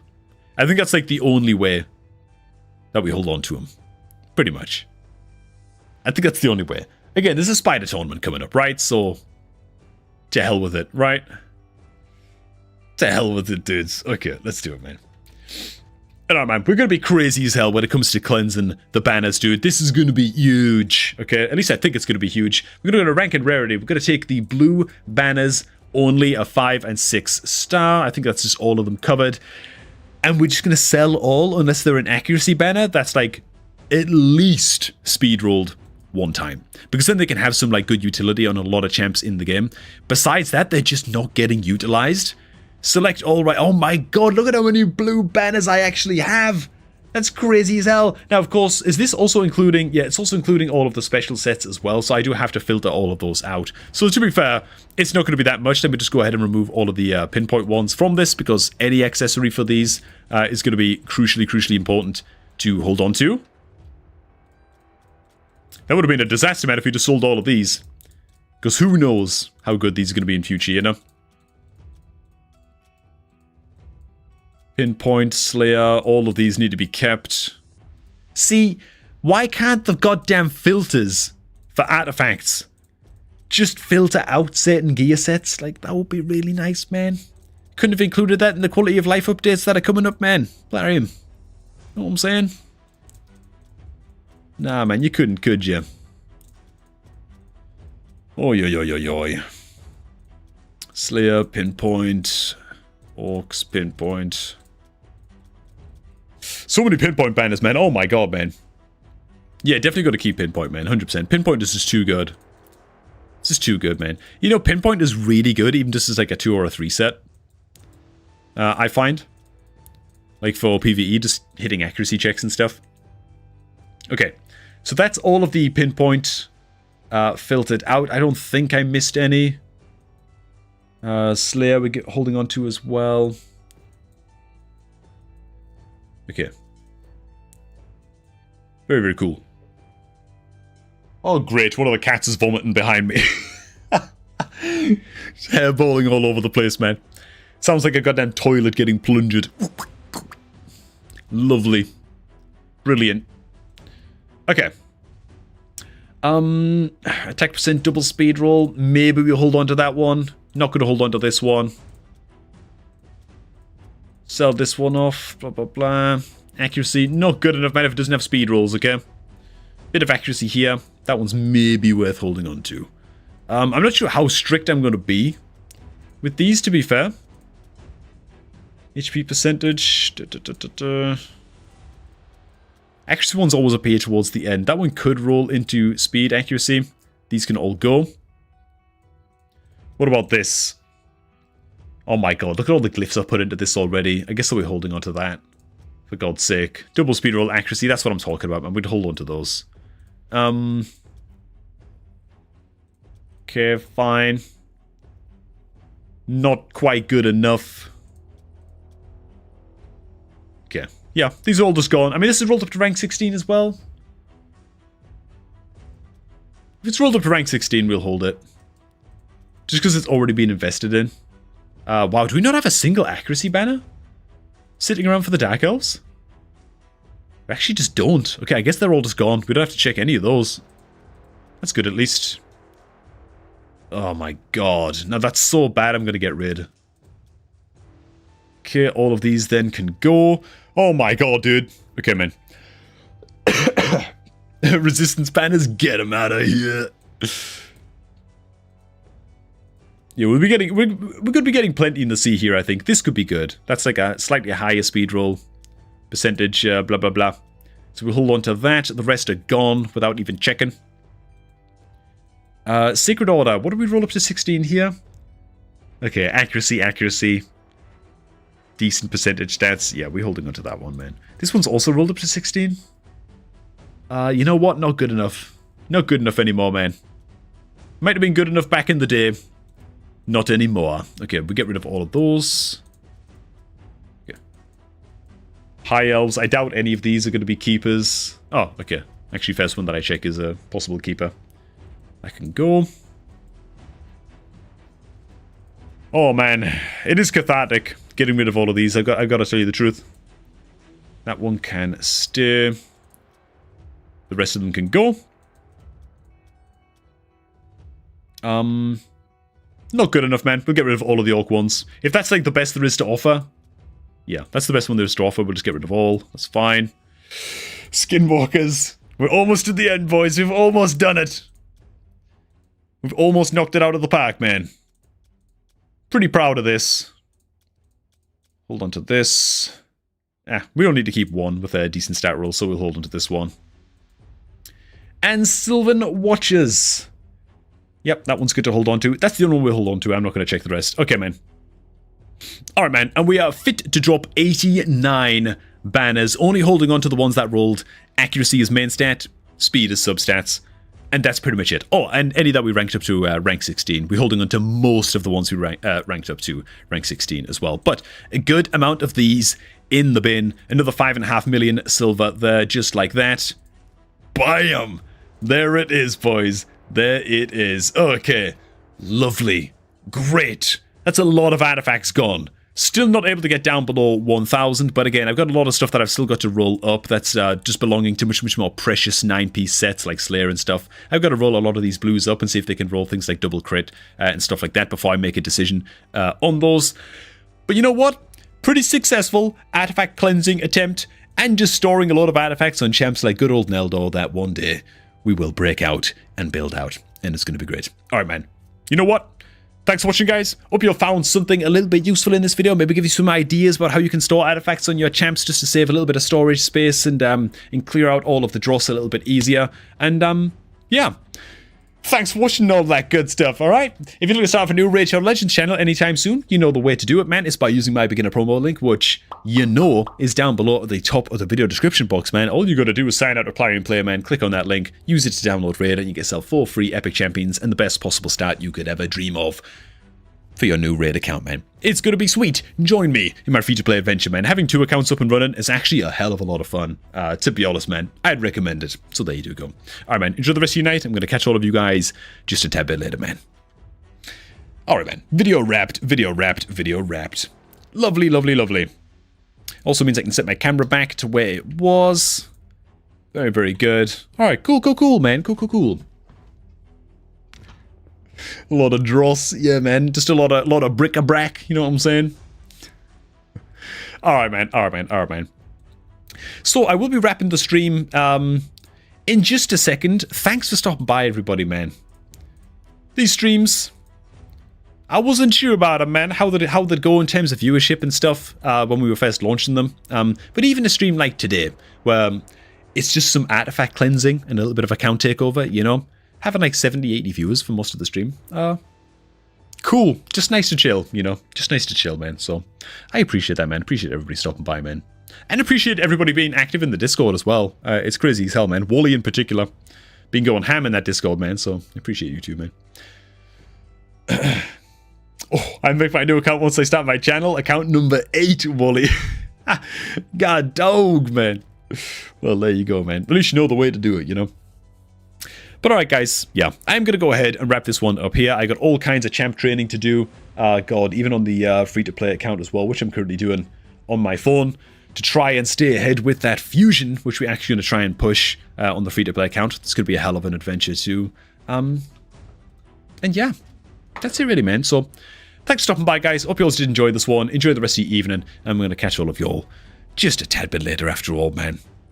Yeah.